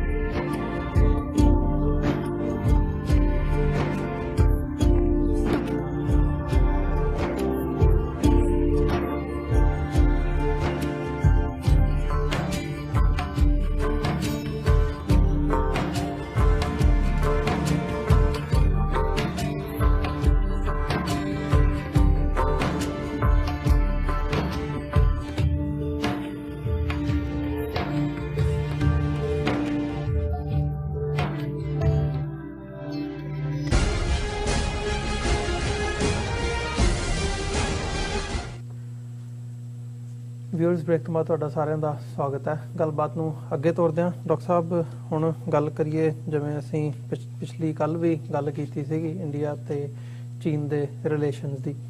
ਮਤਲਬ ਜਦੋਂ ਇਹ ਸਾਰੇ ਸਾਲ ਦੇ ਵਿੱਚ ਵੀ ਜਿਹੜਾ ਫੋਕਸ ਹੈ ਤਾਲਿਬਾਨ ਦੇ ਉੱਥੇ ਆਉਣ ਦੇ ਨਾਲ, ਅਫਗਾਨਿਸਤਾਨ ਦੇ ਵਿੱਚ ਅਮਰੀਕਾ ਦਾ ਫੋਕਸ ਕਿਵੇਂ ਸਾਊਥ ਏਸ਼ੀਆ ਦੇ ਵਿੱਚ ਹੋਇਆ, ਚੀਨ ਦੇ ਨਾਲ ਜਿਹੜੀ ਚੱਲ ਰਹੀ ਹੈ ਸਾਰੀ ਟਸਲ, ਆਮੋ ਸਾਹਮਣੇ ਹੈਗੇ ਆ ਅਮਰੀਕਾ ਤੇ ਚੀਨ।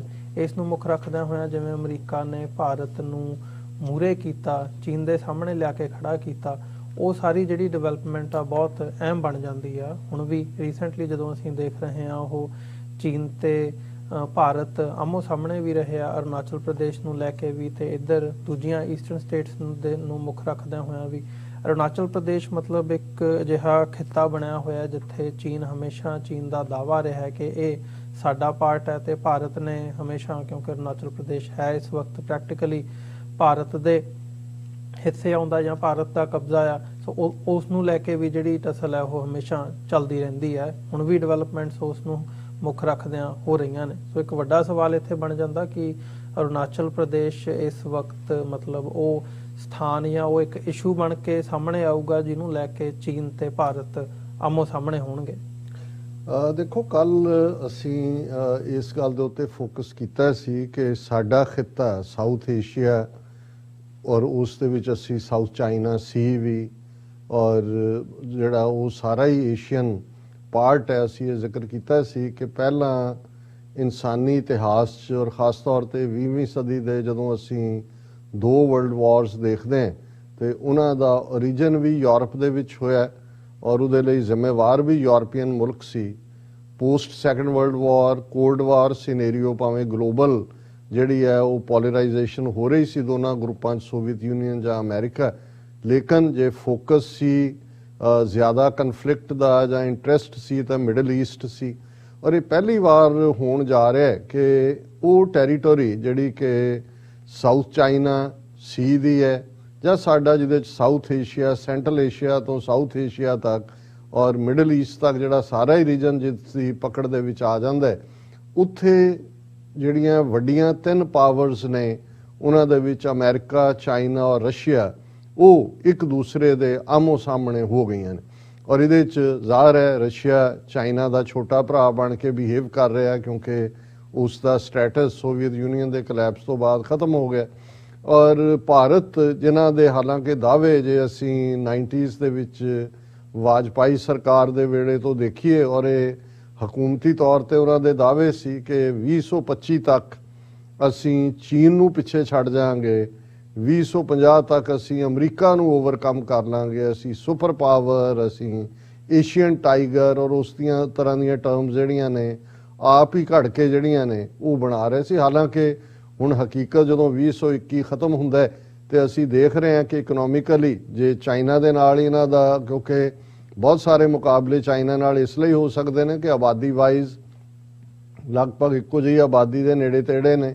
ਜੇ ਉਹਨਾਂ ਦੀ ਲਿਬਰੇਸ਼ਨ ਜਾਂ ਆਜ਼ਾਦੀ ਦੀ ਗੱਲ ਕਰੀਏ ਤੇ 47-48 ਵਰੇ ਉਹੀ ਲਗਭਗ 74-75 ਸਾਲ ਬਣਦੇ ਨੇ ਜਦੋਂ ਕਿ ਦੋਵੇਂ ਮੁਲਕ ਆਜ਼ਾਦ ਹੋਏ। ਔਰ ਇਹ ਵੀ ਜੇ ਦੇਖੀਏ ਕਿ ਚਾਈਨਾ ਨੇ ਜਿੱਥੋਂ ਸ਼ੁਰੂ ਕੀਤਾ ਸਕ੍ਰੈਚ ਤੋਂ, ਉਹਨਾਂ ਦਾ ਤਾਂ ਇਨਫਰਾਸਟ੍ਰਕਚਰ ਸਾਰਾ 100-150 ਸਾਲ 'ਚ ਉਹਨਾਂ ਦੀ ਤਾਂ ਸੈਂਚੁਰੀ ਆਫ ਹਿਊਮਿਲੇਸ਼ਨ ਸੀ। ਲੇਕਿਨ ਭਾਰਤ ਜਿਹੜਾ 47 ਦੇ ਵਿੱਚ ਉਹਨਾਂ ਨੂੰ ਸਾਰਾ ਇਨਫਰਾਸਟ੍ਰਕਚਰ ਮਿਲਿਆ, ਅੱਜ ਇਹਨੂੰ ਡਿਊਟਨਸ ਡੈਲੀ ਕਹਿੰਦੇ ਨੇ, ਉਹਨਾਂ ਦਾ ਵਾਇਸਰਾਏ ਹਾਊਸ, ਇਹਨਾਂ ਦੇ ਪ੍ਰੈਜ਼ੀਡੈਂਟ ਦਾ ਹਾਊਸ ਹੈ, ਉਹਨਾਂ ਦੀ ਪਾਰਲੀਮੈਂਟ ਤੋਂ ਲੈ ਕੇ ਰਿੰਗ ਰੋਡਸ ਤੇ ਕਰੋਲ ਬਾਗ ਤੇ ਇਹ ਸਾਰਾ, ਔਰ ਸਾਰੇ ਭਾਰਤ ਭਰ ਦੇ ਵਿੱਚ ਅਸਲਾ ਬਣਾਉਣ ਦੀਆਂ ਫੈਕਟਰੀਆਂ, ਰੇਲਵੇ ਸਟੇਸ਼ਨ, ਕੈਨਾਲ ਸਿਸਟਮ, ਪੂਰਾ ਇਨਫਰਾਸਟ੍ਰਕਚਰ ਦੇ ਨਾਲ ਔਰ ਚਾਈਨਾ ਨੇ ਤਾਂ ਬਿਲਕੁਲ ਹੀ ਜਿਹੜਾ ਤਬਾਹ ਕੀਤਾ ਹੋਇਆ ਉਹਨਾਂ ਦਾ ਸੀ, ਉੱਥੋਂ ਸ਼ੁਰੂ ਕੀਤਾ। ਔਰ ਅੱਜ ਜੇ 74-75 ਸਾਲ ਬਾਅਦ ਦੇਖਣਾ ਹੋਏ ਤੇ ਚਾਈਨਾ ਦੀ ਇਕਨੋਮੀ $15 ਟ੍ਰਿਲੀਅਨ ਦੀ ਹੈ, ਭਾਰਤ $2 ਟ੍ਰਿਲੀਅਨ ਦੇ ਆਲੇ ਦੁਆਲੇ ਜਿਹੜਾ ਸਿਰ ਖਪਾਈ ਕਰ ਰਿਹਾ ਔਰ ਬੁਰਾ ਹਾਲ ਉਹਨਾਂ ਦਾ। ਰਿਜ਼ਰਵ ਬੈਂਕ ਝੂਠ ਬੋਲ ਰਹੇ ਨੇ, ਪ੍ਰਾਪਰਟੀਆਂ ਉਹ ਜਿਹੜੀਆਂ ਸਰਕਾਰੀ ਵੇਚ ਕੇ ਆਪਣਾ ਰੋਜ਼ਾਨਾ ਖਰਚਾ ਚਲਾ ਰਹੇ ਨੇ, ਜਿਸ ਕਿਸਮ ਦਾ ਹਾਲ ਬਣਿਆ ਹੋਇਆ। ਔਰ ਮਿਲੀਟੈਰੀਲੀ ਜੇ ਅਸੀਂ ਕਹਿਣਾ ਹੋਏ ਕਿ ਚਾਈਨਾ ਤਾਂ ਜਦੋਂ ਆਪਣੀ ਪੋਜੀਸ਼ਨ ਨੂੰ ਅਸੈਸ ਕਰਦਾ ਹੈ ਜਾਂ ਉਹਨਾਂ ਦੇ ਜਿਹੜੇ ਐਕਸਪਰਟ ਨੇ ਕਰਦੇ ਨੇ, ਉਹ ਇੰਡੀਆ ਬਾਰੇ ਤਾਂ ਇਵੇਂ ਹੀ ਲੈਂਦੇ ਨੇ ਜਿਵੇਂ ਐਗਜ਼ਿਸਟ ਹੀ ਨਹੀਂ ਕਰਦਾ, ਕਿਉਂਕਿ ਉਹ ਸਮਝਦੇ ਹੀ ਨਹੀਂ ਕਿ ਵੀ ਉਹਨਾਂ ਦਾ ਕੋਈ ਇੰਡੀਆ ਨਾਲ ਕੰਪੀਟੀਸ਼ਨ ਹੈ। ਕਿਉਂਕਿ ਉਹਦੇ 'ਚ ਕੋਈ ਸ਼ੱਕ ਨਹੀਂ ਹੈ ਕਿ ਅਮਰੀਕਾ ਔਰ ਚਾਈਨਾ ਮਿਲੀਟੈਰੀਲੀ, ਇਕਨੋਮਿਕਲੀ ਔਰ ਜਿਹੜੀ ਨੈਕਸਟ ਜਨਰੇਸ਼ਨ, 4th ਜਨਰੇਸ਼ਨ ਵਾਰਸ ਨੇ ਉਹਨਾਂ ਦੇ ਵਿੱਚ ਉਹ ਆਪਣੇ ਆਪ ਨੂੰ ਅਮਰੀਕਾ ਦੇ ਨਾਲ ਹੀ ਮੁਕਾਬਲਾ ਕਰਕੇ ਦੇਖਦੇ ਨੇ। ਇਹ ਵੱਖਰੀ ਗੱਲ ਹੈ ਕਿ ਅਮਰੀਕਾ ਨੇ ਇਹ ਦੇਖਦੇ ਆ ਕਿ ਰੀਜਨ ਦੇ ਵਿੱਚ ਜੇ ਅਮਰੀਕਾ ਨੇ ਆਪਣੇ ਅਲਾਈ ਬਣਾਉਣੇ ਨੇ ਤੇ ਉਹ ਪਹਿਲਾਂ ਕੁਆਡ ਦੇ ਨਾਂ ਥੱਲੇ ਭਾਰਤ, ਆਸਟ੍ਰੇਲੀਆ, ਜਾਪਾਨ ਉਹਨਾਂ ਨੂੰ ਆਪਣੇ ਜਹਾਜ਼ ਤੇ ਚਾੜਿਆ। ਭਾਰਤ ਦਾ ਨਕੰਮਾਪਨ ਦੇਖਦੇ ਆ ਉਹਨਾਂ ਨੇ ਉਹਨੂੰ ਪਾਸੇ ਕਰਕੇ ਔਕਸ, ਆਸਟ੍ਰੇਲੀਆ, UK, ਅਮਰੀਕਾ ਦਾ ਮਿਲਟਰੀ ਅਲਾਇੰਸ ਤਾਂ ਉਹੀ ਕੁਆਡ ਤਾਂ ਇੱਕ ਐਵੇਂ ਇੱਕ ਆਰਨਾਮੈਂਟਲ ਜਿਹੀ ਆਰਗੇਨਾਈਜੇਸ਼ਨ ਬਿਆਨ ਦੇਣ ਲਈ ਰੱਖ ਲਈ। ਔਰ ਚਾਈਨਾ ਨੇ, ਕਿਉਂਕਿ ਇਹ ਜਿਹੜੀ ਭਾਰਤ ਦੀ ਸਵਿਚ ਅਮਰੀਕਨ ਖੈਮੇ ਵੱਲ ਹੋ ਰਹੀ ਸੀ, ਹਾਲਾਂ ਇਸ ਦੌਰ ਦੇ ਵਿੱਚ 2014 ਚ ਪ੍ਰੈਜ਼ੀਡੈਂਟ ਸ਼ੀ ਜਿਨਪਿੰਗ ਨੇ ਜਦੋਂ ਮੋਦੀ ਆਂਦਾ ਹੈ, ਕਿਉਂਕਿ ਉਸ ਤੋਂ ਪਹਿਲਾਂ Modi as a chief minister of Gujarat ਵੀ ਚਾਈਨਾ ਦੇ ਨਾਲ ਇਹਨਾਂ ਦੇ ਸੰਬੰਧ ਚੰਗੇ ਸੀ। RSS ਨੇ ਆਪਣੇ ਤੌਰ ਤੇ ਵੀ ਸੁਬਰਾਮਨੀਅਮ ਸਵਾਮੀ ਵਰਗੇ ਲੋਕ ਚਾਈਨਾ ਦੇ ਨਾਲ ਚੰਗਾ ਰਾਬਤਾ ਰੱਖਦੇ ਸੀ। ਸੋ ਸ਼ੀ ਜਿਨਪਿੰਗ ਨੇ ਦੌਰਾ ਵੀ ਕੀਤਾ ਭਾਰਤ ਦਾ ਔਰ ਇਨਵਾਈਟ ਵੀ ਕੀਤਾ ਮੋਦੀ ਨੂੰ, ਔਰ ਉਹ ਝੂਲਾ ਝੂਲਦਿਆਂ ਦੀਆਂ ਫੋਟੋਆਂ ਵੀ ਅਸੀਂ ਦੇਖੀਆਂ ਨੇ। ਲੇਕਿਨ ਕਿਉਂਕਿ ਅੰਦਰੂਨੀ ਤੌਰ ਤੇ ਇਹ ਮੂੰਹ ਮੇ ਰਾਮ ਰਾਮ ਬਗਲ ਮੇ ਛੁਰੀ ਵਾਂਗ ਕੁਰਬਤ ਚੀਨ ਦੇ ਨਾਲ ਸ਼ੋਅ ਕਰ ਰਹੇ ਸੀ, ਲੇਕਿਨ ਜਿਹੜਾ ਉਹ ਅਮਰੀਕਾ ਦੇ ਨਾਲ ਜਿਹੜਾ ਜਹਾਜ਼ੇ ਇਹਨਾਂ ਦੇ ਚੜਨ ਦੀ ਤਿਆਰੀ 'ਚ ਸੀ। ਔਰ ਇਹ ਜਦੋਂ ਲੋੜ ਤੋਂ ਇਹ ਗੱਲ ਵੱਧ ਗਈ, ਔਰ ਬਿਲਕੁਲ ਠੀਕ ਉਸੇ ਲਾਈਨ ਦੇ ਉੱਤੇ ਜੋ ਚਲਾਕੀ 1962 ਦੇ ਵਿੱਚ ਨਹਿਰੂ ਕਰ ਰਿਹਾ ਸੀ ਹਾਲਾਂ ਜਿਵੇਂ ਅਸੀਂ ਅਕਸਰ ਜ਼ਿਕਰ ਕੀਤਾ ਚੌਨ ਲਾਈ ਜਿਹੜਾ ਉਹ ਹਰ ਮਹੀਨੇ 'ਚ 2 ਵਾਰ ਉਹ ਕਲਕੱਤੇ ਆਇਆ ਹੁੰਦਾ ਸੀ ਲੰਚ ਖਾਣ ਜਾਂ ਡਿਨਰ ਖਾਣ, ਔਰ ਉਹ ਚਾਹੁੰਦਾ ਸੀ ਕਿ ਭਾਈ ਇਹ ਜਿਹੜਾ ਮੈਕਮੋਨ ਲਾਈਨ ਜਿਹੜੀ ਉਹਨਾਂ ਦੀ 1920 ਦੇ ਨੇੜੇ ਤੇੜੇ ਦੀ ਹੈ, ਉਹਨੂੰ ਉਹਨੇ ਚੀਨ ਨੇ ਨਹੀਂ ਮੰਨਿਆ ਹੋਇਆ। 20th ਸੈਂਚੁਰੀ ਬਿਗਨਿੰਗ ਚ ਇਹਨਾਂ ਨੇ ਕੀਤਾ। ਉਹਨਾਂ ਨੇ ਕਿਹਾ ਵੀ ਬਾਰਡਰ ਡਰਾ ਕਰ ਲਓ ਭਾਈ, ਤੁਹਾਡਾ ਕੀ ਹੈ। ਦੂਸਰਾ ਇਹਨੂੰ, ਔਰ ਨਹਿਰੂ ਜਿਹੜਾ ਕਿ ਬਿਲਕੁਲ ਹੰਕਾਰਿਆ ਹੋਇਆ ਸੀ ਕਿ ਜੀ ਅਸੀਂ ਗੋਆ ਜਿੱਤ ਲਿਆ, ਅਸੀਂ ਹੈਦਰਾਬਾਦ ਜਿੱਤ ਲਿਆ ਸੀ 48 ਚ, ਔਰ ਅਸੀਂ ਫਲਾਣਾ, ਉਹਨੇ ਕਿਹਾ ਜੀ ਥਰੋ ਦੈਮ ਆਊਟ। ਔਰ ਇਹਦੇ 'ਚ ਕੋਈ ਦੋ ਰਾਵਾਂ ਨਹੀਂ ਨੇ। ਅੱਜ ਬਹੁਤ ਸਾਰਾ ਮਿਲਟਰੀ ਹਿਸਟਰੀ ਇਸ ਗੱਲ ਦਾ ਸਬੂਤ ਹੈ ਉਸ ਦੌਰ ਦੀ ਕਿ ਭਾਰਤ ਨੇ ਹੀ ਉਸ ਕਨਫਲਿਕਟ ਦੀ ਸ਼ੁਰੂਆਤ ਕੀਤੀ, ਔਰ ਫਿਰ ਚੀਨ ਨੇ ਜਿਹੜੀ ਇਹਨਾਂ ਨੂੰ ਮਾਰ ਮਾਰੀ 40,000 ਸਕੁਅਰ ਮਾਈਲ ਤੋਂ ਜ਼ਿਆਦਾ ਟੈਰੀਟੋਰੀ, ਜਿਹਦੇ 'ਚ ਵੱਡਾ ਹਿੱਸਾ ਲਦਾਖ ਜਾਂ ਜਿਹਨੂੰ ਅਕਸਾਈ ਚਿੰਨ ਕਿਹਾ ਜਾਂਦਾ ਉਹ ਉਹਨਾਂ ਨੇ ਲਈ। ਔਰ ਜਿਸ ਅਰੁਣਾਚਲ ਜਿਹੜਾ ਇਹਨਾਂ ਨੇ ਬਾਅਦ ਸੂਬੇ ਦਾ ਨਾਂ ਅਰੁਣਾਚਲ ਰੱਖਿਆ, ਇਹਨੂੰ ਨੇਫਾ ਕਿਹਾ ਜਾਂਦਾ ਸੀ, ਨਾਰਥ ਈਸਟ ਫਰੰਟੀਅਰ ਏਜੰਸੀ, ਇਹ ਵੀ ਚਾਈਨਾ ਨੇ ਲੈ ਲਿਆ ਸੀ। ਕਿਉਂਕਿ ਹਮੇਸ਼ਾ ਜਦੋਂ ਅਸੀਂ ਇਹ ਗੱਲ ਕਰਦੇ ਹਾਂ ਕਿ ਮਾਓ ਸੇ ਤੁੰਗ ਦਾ ਇਹ ਕਹਿਣਾ ਹੁੰਦਾ ਸੀ ਕਿ ਭਾਈ ਇਹ ਜਿਹੜਾ 5 ਫਿੰਗਰਸ ਨੇ, ਜਿਹੜਾ ਤਿੱਬਤ ਹੈ ਉਹ ਹਥੇਲੀ ਹੈ, ਔਰ ਸਿੱਕਮ, ਭੂਟਾਨ, ਨੇਪਾਲ, ਔਰ ਜਿਹੜਾ ਜਿਹਨੂੰ ਇਹ ਨੇਫਾ ਕਹਿੰਦੇ ਸੀ ਉਹਨੂੰ ਸਾਊਥ ਤਿੱਬਤ ਕਹਿੰਦੇ ਨੇ, ਔਰ ਸਿੱਕਮ, ਇਹ ਜਿਹੜਾ ਸਾਡਾ ਹਿੱਸਾ ਹੈ, 5 ਫਿੰਗਰਸ ਨੇ ਜਿਹੜੀਆਂ ਚਾਈਨਾ ਦੀਆਂ ਨੇ। ਸੋ ਇਸ ਦੇ ਮੱਦੇਨਜ਼ਰ ਹਾਲਾਂ ਚਾਈਨਾ ਨੇ 62 ਦੇ ਵਿੱਚ ਯੂਨੀਲੈਟਰਲ ਤੌਰ ਤੇ ਸੀਜ਼ਫਾਇਰ ਕੀਤਾ, ਆਪਣੀ ਫੌਜ ਜਿਹੜੀ ਹੈ ਉਹ ਵਿਦਡਰਾ ਕਰ ਲਈ, ਪਰ ਭਾਰਤ ਨੂੰ ਕਿਹਾ ਕਿ ਭਾਈ ਇਹ ਜਿਹੜਾ ਇਹਨੂੰ ਰਿਜ਼ੋਲਵ ਕਰੋ। ਮਤਲਬ ਇਹ ਹੈ ਕਿ ਵੀ ਤੁਸੀਂ ਇਹ ਪੀਸਫੁਲੀ ਸਾਡੇ ਹਵਾਲੇ ਕਰੋ। ਇਹਨਾਂ ਨੇ ਉਹਨੂੰ ਸੂਬਾ ਬਣਾ ਕੇ ਅਰੁਣਾਚਲ ਪ੍ਰਦੇਸ਼ ਔਰ ਲੈਂਡ ਆਫ ਦਾ ਰਾਈਜ਼ਿੰਗ ਸਨ ਔਰ ਇਹ ਵੋ। ਔਰ ਜਦੋਂ ਅਮਰੀਕਾ ਦੀ ਥਾਪੀ ਮਿਲੀ ਤਾਂ ਜਿਵੇਂ 62 ਦੇ ਵਿੱਚ ਨਹਿਰੂ ਦਾ ਦਿਮਾਗ ਖਰਾਬ ਹੋਇਆ ਸੀ, ਮੋਦੀ ਨੇ ਵੀ ਸਮਝਿਆ, ਔਰ ਇਹ ਇੰਡੀਆ ਦੀ ਹੀ ਬਦੌਲਤ ਹੈ ਜੋ ਉਹਨਾਂ ਨੇ ਜੂਨ 2020 ਚ ਗਲਵਾਨ ਵੈਲੀ 'ਚ, ਫਿਰ ਪੈਂਗੋਂਗ ਸੋ ਦੇ ਦੁਆਲੇ, ਉਸ ਤੋਂ ਪਹਿਲਾਂ 2017 ਚ ਭੂਟਾਨ ਨਾਲ ਲੱਗਦੀ ਸਰਹੱਦ ਡੋਕਲਾਮ ਦੇ ਵਿੱਚ ਜਿਹੜਾ ਭਾਰਤ ਨੂੰ ਸਬਕ ਸਿਖਾਇਆ। ਔਰ ਹੁਣ ਅਸੀਂ ਦੇਖਦੇ ਹਾਂ ਕਿ ਉਹਨਾਂ ਦਾ ਉਹ ਸਾਰਾ ਹੀ ਜਿਹੜਾ ਖਾਸ ਤੌਰ ਤੇ ਈਸਟਰਨ ਸੈਕਟਰ ਹੈ, ਜਿਸ ਦੇ ਵਿੱਚ ਲਦਾਖ ਫੁੱਲੀ ਇਕਵਿਪਡ, ਉਹਨਾਂ ਨੇ ਅਖੀਰਲੀ ਪੋਸਟ ਤੱਕ ਵੈਲ ਐਂਟਰੈਂਚਡ ਚਾਈਨੀਜ਼ ਆਰਮੀ ਹੈ। ਔਰ ਇਹਦੇ ਬਾਵਜੂਦ ਕਿ 13-14 ਦੌਰ ਗੱਲਬਾਤ ਦੇ ਇਸ ਦੌਰ ਦੇ ਵਿੱਚ ਚੱਲੇ, ਉਹਨਾਂ ਨੇ ਚਾਈਨਾ ਨੇ ਉਸ ਬਾਰੇ ਬਿਲਕੁਲ ਜਿਹੜਾ ਕੋਈ ਯੀਲਡ ਕਰਨ ਤੋਂ ਨਾ ਕਰ ਦਿੱਤੀ। ਔਰ ਹੁਣ ਜਦੋਂ ਅਸੀਂ ਦੇਖ ਰਹੇ ਹਾਂ, ਔਰ ਤੁਹਾਡਾ ਸਵਾਲ ਕਿ 2022 ਚ ਕੀ ਇਸ ਮੁੱਦੇ ਦੇ ਉੱਤੇ ਅਰੁਣਾਚਲ ਜਾਂ ਸਾਊਥ ਤਿੱਬਤ ਚਾਈਨਾ ਜੰਗ 'ਚ ਜਾ ਸਕਦਾ ਹੈ, ਮੈਂ ਅਕਸਰ ਇਹ ਕਹਿੰਦਾ ਵੀ ਚਾਈਨਾ ਦਾ ਜਿਹੜਾ ਸਟਾਈਲ ਹੈ ਉਹ ਅੰਡਰਸਟੇਟਮੈਂਟ ਸਟਾਈਲ ਹੁੰਦਾ ਹੈ। ਔਰ ਜੇ ਤੁਸੀਂ ਪਿਛਲੇ 2-3 ਦਿਨ ਦੀਆਂ ਡਿਵੈਲਪਮੈਂਟਸ ਦੇਖੋ, ਜਦੋਂ ਕਿ 2021 ਕਲੋਜ਼ ਹੋ ਰਿਹਾ, ਉਹਦੇ 'ਚ ਪ੍ਰੋਵੋਕੇਸ਼ਨ ਹਮੇਸ਼ਾ ਭਾਰਤ ਵੱਲੋਂ ਆਈ ਹੈ। 62 'ਚ ਵੀ ਆਈ, ਹੁਣ ਵੀ ਮੋਦੀ ਵੱਲੋਂ ਪ੍ਰੋਵੋਕੇਸ਼ਨ ਸੀ ਜਿਹਦਾ ਜਵਾਬ ਚਾਈਨਾ ਨੇ ਦਿੱਤਾ।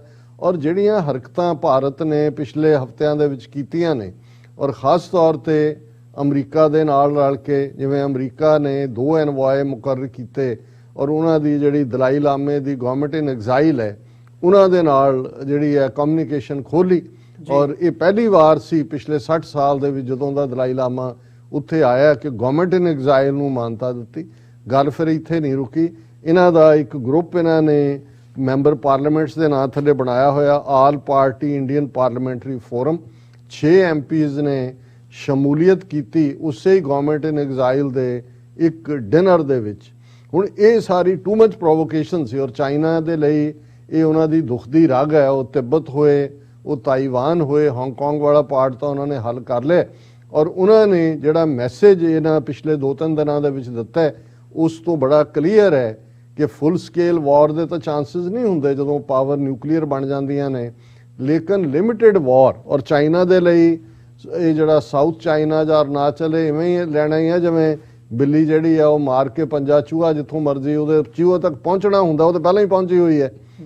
ਔਰ ਉਹਨੂੰ ਖੋਣਾ ਜਿਹੜਾ, ਔਰ ਇਹਦੇ 2-3 ਖਬਰਾਂ ਜਦੋਂ ਅਸੀਂ ਦੇਖਦੇ ਹਾਂ ਕਿ ਪਹਿਲੀ ਗੱਲ ਤੇ ਜਦੋਂ ਇਹਨਾਂ ਨੇ ਇਹ ਗਵਰਨਮੈਂਟ ਇਨ ਐਗਜ਼ਾਈਲ ਵਾਲਾ ਜਿਹੜਾ ਉਹਨਾਂ ਦੇ ਨਾਲ ਡਿਨਰ ਕੀਤਾ, ਤੇ ਇਹ ਅਨਯੂਜੂਅਲ ਹੁੰਦਾ ਕਿਉਂਕਿ ਜਿਹੜੀ ਐਮਬੈਸੀ ਕਿਸੇ ਮੁਲਕ ਦੀ ਵਿੱਚ ਹੁੰਦੀ ਹੈ ਕਿਸੇ ਦੀ, ਉਹ ਅੰਦਰੂਨੀ ਅਫੇਅਰਸ ਦੇ ਵਿੱਚ ਇਹ ਐਕਸਪੈਕਟ ਨਹੀਂ ਹੁੰਦਾ ਕਿ ਉਹ ਇੰਟਰਫੀਅਰ ਕਰਨ। ਪਰ Chinese embassy writes to MPs against supporting Tibetan cause trigger strong reaction. Chinese embassy ਨੇ 6 ਐਮਪੀਆਂ ਨੂੰ ਲਿਖਿਆ, ਜਿਨ੍ਹਾਂ 'ਚ ਸਾਰੀਆਂ ਪਾਰਟੀਆਂ ਦਾ ਇਹ all party Indian parliamentary forum ਹੈ, ਔਰ ਉਹਨਾਂ ਨੂੰ ਵਾਰਨ ਕੀਤਾ ਹੈ ਕਿ ਭਾਈ ਇਹ ਤੁਸੀਂ ਠੀਕ ਨਹੀਂ ਕਰ ਰਹੇ, ਇਹ ਜਿਹੜਾ ਇਹ ਸਾਡਾ ਜਿਹੜਾ ਇਸ ਦੇ ਵਿੱਚ ਇੰਟਰਫੀਅਰ ਨਾ ਕਰੋ, ਅਦਰਵਾਈਜ਼ ਤੁਹਾਨੂੰ ਉਹਦੇ ਕਨਸੀਕੁਐਂਸਿਸ ਭੁਗਤਣ ਲਈ ਤਿਆਰ ਰਹਿਣਾ ਪਏਗਾ। ਫਿਰ ਦੂਸਰੀ ਡਿਵੈਲਪਮੈਂਟ ਅਸੀਂ ਦੇਖਦੇ ਹਾਂ ਕਿ ਚਾਈਨਾ ਨੇ 2 ਦਿਨ ਪਹਿਲਾਂ 15 ਉਹ ਸਪਾਟ ਅਰੁਣਾਚਲ ਪ੍ਰਦੇਸ਼ ਦੇ ਵਿੱਚ, ਅਰੁਣਾਚਲ ਭਾਰਤ ਦੇ ਉਹਨਾਂ ਦੀ ਸਟੇਟ ਹੈ ਇੱਕ, ਉੱਥੋਂ ਐਮਪੀ ਹੈ, ਉੱਥੇ ਅਪ ਟੂ ਦਾ ਬਾਰਡਰ ਆਪਣਾ ਇਨਫਰਾਸਟ੍ਰਕਚਰ ਬਣਾ ਰਹੇ ਨੇ।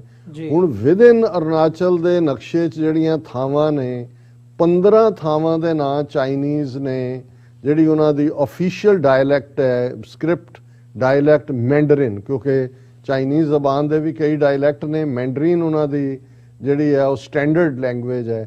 ਉਹਨਾਂ ਨੇ 15 ਥਾਵਾਂ ਨੂੰ ਨਾਂ ਦਿੱਤੇ ਨੇ ਉਸ ਆਪਣੀ ਜ਼ਬਾਨ ਮੈਂਡਰਨ ਦੇ ਵਿੱਚ। China renames 15 more places in Arunachal, ਔਰ ਇੰਡੀਆ ਦੀ ਮਿਨਿਸਟਰੀ ਆਫ ਐਕਸਟਰਨਲ ਅਫੇਅਰਸ ਨੇ ਕਿਹਾ ਕਿ ਜੀ invented names doesn't alter state status as part of India, ਕਿ ਜੀ ਨਾਂ ਬਦਲਣ ਨਾਲ ਇਹ ਤਾਂ ਨਹੀਂ ਹੈ ਕਿ ਭਾਰਤ ਦਾ ਸੂਬਾ ਨਹੀਂ ਰਿਹਾ। ਪਰ ਤੁਸੀਂ ਜੇ ਟਾਈਮਿੰਗ ਦੇਖੋ ਕਿ ਈਅਰ ਐਂਡ ਦੇ ਉੱਤੇ ਚੀਨ 15 ਥਾਵਾਂ ਨੂੰ ਆਪਣੀ ਮੈਂਡਰੀਨ ਨੇਮ ਦੇ ਕੇ ਦੱਸ ਰਿਹਾ ਕਿ ਆਉਣ ਵਾਲਾ ਵਰ੍ਹਾ ਜਿਹੜਾ ਉਹ ਅਸੀਂ ਤੁਹਾਡੇ ਤੋਂ ਅਰੁਣਾਚਲ ਲੈਣਾ, ਔਰ ਨਾਲ ਦੀ ਨਾਲ ਜਦੋਂ ਹੀ ਇਹ ਉਹਨਾਂ ਨੇ ਕਿਹਾ, ਨਾਲ ਉਹਨਾਂ ਦੀ ਸਟੇਟਮੈਂਟ ਉਹਨਾਂ ਦੀ ਫੋਰਨ ਮਿਨਿਸਟਰੀ ਦੀ ਆਂਦੀ ਹੈ, China says Arunachal Pradesh inherent part of its territory. Inherent, ਜਿਵੇਂ ਇਹਦਾ ਕਹਿਣਗੇ ਨਾ ਅਟੂਟ ਅੰਗ, ਹੁਣ ਇਨਹੈਰੈਂਟ ਹੁੰਦਾ ਹੈ ਕਿ ਵੀ ਇਹ ਵਿਰਸੇ 'ਚ ਲਿਖਿਆ ਹੋਇਆ, ਜਿਹੜਾ ਕਦੇ ਬਦਲ ਹੀ ਨਹੀਂ ਸਕਦਾ।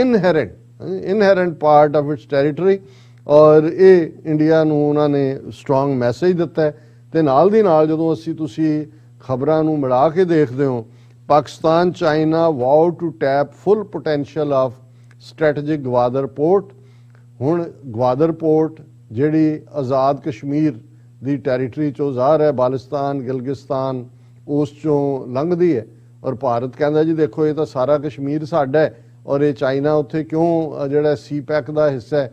ਪਰ ਐਨ ਇਸ ਮੌਕੇ ਦੇ ਉੱਤੇ ਇਹਨਾਂ ਦੀ all weather allies Pakistan and China have agreed to use the full potential of the strategic Gwadar port in Balochistan province, a major project under CPEC that provides communist giant an opening to Arabian Sea, according to media report on Friday। कि flagship और $60 billion ਦਾ ਇਹ project, ਔਰ ਇਸ ਸਾਰੇ ਦੇ ਨਾਲ ਹੁਣ ਕਿਉਂਕਿ ਚਾਈਨਾ ਨੇ 15 ਨਾਂ ਬਦਲੇ, ਸਟੇਟਮੈਂਟ ਸਟਰੋਂਗਲੀ ਕਿਹਾ, ਇਨਹੈਰੈਂਟ ਪਾਰਟ ਦਿੱਤਾ ਹੈ, ਤੇ ਮੋਦੀ ਉਵੇਂ ਹੀ ਚੁੱਪ ਹੈ ਜਿਵੇਂ ਗਲਵਾਨ ਵੈਲੀ ਤੋਂ ਲੈ ਕੇ ਲਦਾਖ ਤੱਕ ਜਿਹੜਾ ਹਜ਼ਾਰਾਂ ਸਕੁਅਰ ਕਿਲੋਮੀਟਰ ਟੈਰੀਟਰੀ ਚੀਨ ਨੇ ਲਈ ਹੈ ਉਹਦੇ ਬਾਰੇ ਚੁੱਪ ਸੀ। ਔਰ ਇਹਦੇ ਤੇ ਈਵਨ ਇੰਡੀਅਨ ਨੈਸ਼ਨਲ ਕਾਂਗਰਸ ਨੇ ਕੁਐਸਚਨ ਕੀਤਾ ਹੈ। Congress questions prime minister Modi silence on China renaming places in Arunachal Pradesh.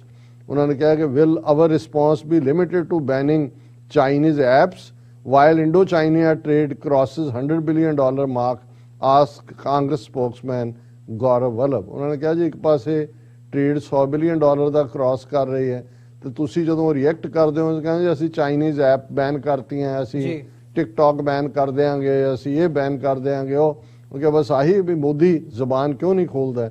ਸੋ ਮੈਨੂੰ ਇਹ ਲੱਗਦਾ ਹੈ ਕਿ ਵੀ ਇਹ ਆਉਣ ਵਾਲੇ ਵਰ੍ਹੇ ਦੇ ਵਿੱਚ ਜੇ ਭਾਰਤ ਨੇ ਆਪਣਾ ਰੁਖ ਨਾ ਬਦਲਿਆ, ਜਿਹਦੀਆਂ ਸੰਭਾਵਨਾਵਾਂ ਨਹੀਂ ਨੇ, ਕਿਉਂਕਿ ਜਿਸ ਹੱਦ ਤੱਕ ਹੁਣ ਇਹ ਅਮਰੀਕਾ ਦੇ ਇੰਟਰਸਟ ਦੇ ਲਈ ਕੁਝ ਵੀ ਕਿਸੇ ਵੀ ਹੱਦ ਤੱਕ ਜਾਣ ਨੂੰ ਤਿਆਰ ਨੇ। ਸੋ ਚਾਈਨਾ ਨੇ ਲਦਾਖ, ਪੈਂਗੋਂਗ ਸੋ ਲੇਕ, ਉਹ ਸਾਰੇ ਤੋਂ ਆਪਣਾ ਇਕਨੋਮਿਕਲ ਕੋਰੀਡੋਰ ਵਾਲਾ ਰਾਊਟ ਉਹਨਾਂ ਨੇ ਸੇਫ ਕਰ ਲਿਆ ਹੋਇਆ, ਔਰ ਜੇ ਹੁਣ ਕਿਤੇ ਵੀ ਕਨਫਲਿਕਟ ਦੀਆਂ ਸੰਭਾਵਨਾਵਾਂ ਨੇ, ਲਿਮਿਟਿਡ ਹੋਏਗਾ। ਫੁੱਲ ਸਕੇਲ ਵਾਰ ਭਾਰਤ ਇੰਨੇ ਜੋਗਾ ਨਹੀਂ ਹੈ, ਕਿਉਂਕਿ ਚਾਈਨਾ ਤਾਂ ਰੂਫ ਆਫ ਦਾ ਵਰਲਡ ਤੇ ਬੈਠਾ ਹੈ ਤਿੱਬਤ ਦੇ ਉੱਤੇ, ਉਹਨਾਂ ਨੂੰ ਕੋਈ ਨਿਊਕਲੀਅਰ ਜਾਂ ਦੂਸਰੇ ਦੀ ਲੋੜ ਨਹੀਂ ਹੈਗੀ। ਉਹ ਤਾਂ ਸਾਰਾ ਹੀ ਜਿਹੜਾ ਭਾਰਤ ਹੀ ਉਹਨਾਂ ਦੇ ਉਸ ਰੂਫ ਆਫ ਦਾ ਵਰਲਡ ਦੇ ਵਿਦਨ ਫਿਊ ਮਾਈਲਸ ਆ ਜਾਂਦਾ ਐਜ਼ ਦਾ ਕ੍ਰਾਓ ਫਲਾਈਜ਼। ਲੇਕਿਨ ਚਾਈਨਾ ਸਾਊਥ ਤਿੱਬਤ ਦੇ ਵਿੱਚ ਜਿਹਦਾ ਨਾਂ ਇਹਨਾਂ ਨੇ ਅਰੁਣਾਚਲ ਪ੍ਰਦੇਸ਼ ਰੱਖਿਆ ਹੋਇਆ ਹੈ, ਉਹ ਐਗਰੈਸਿਵ ਸਟੈਂਸ ਲਏਗਾ। ਜੀ ਡਾਕਟਰ ਸਾਹਿਬ, ਬਿਲਕੁਲ ਆਉਣ ਵਾਲਾ ਸਮਾਂ ਦੇਖਦੇ ਹਾਂ ਡਿਵੈਲਪਮੈਂਟਸ ਕਿਸ ਡਾਇਰੈਕਸ਼ਨ ਵੱਲ ਹੁੰਦੀਆਂ ਨੇ। ਵਿਊਅਰਸ, ਇੱਥੇ ਇੱਕ ਛੋਟੇ ਜਿਹੇ ਕਮਰਸ਼ੀਅਲ ਬ੍ਰੇਕ ਦੇ ਲਈ ਰੁਕਾਂਗੇ, ਦੁਬਾਰਾ ਫਿਰ ਗੱਲਬਾਤ ਤੋਰਦੇ ਹਾਂ।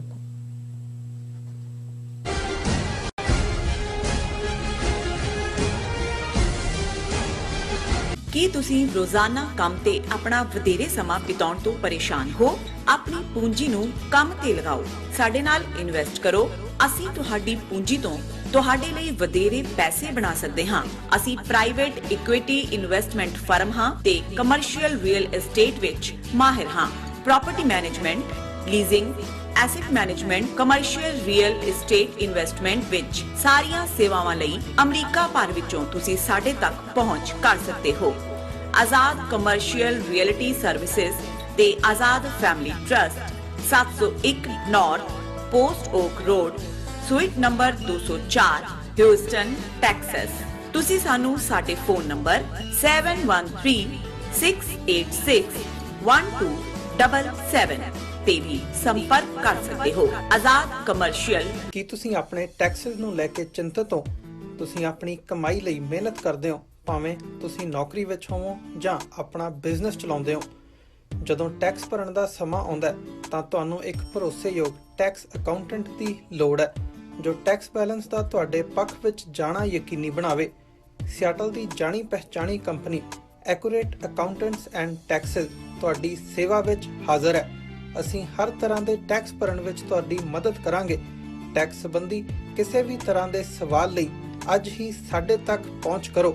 Accurate accountants and Texas.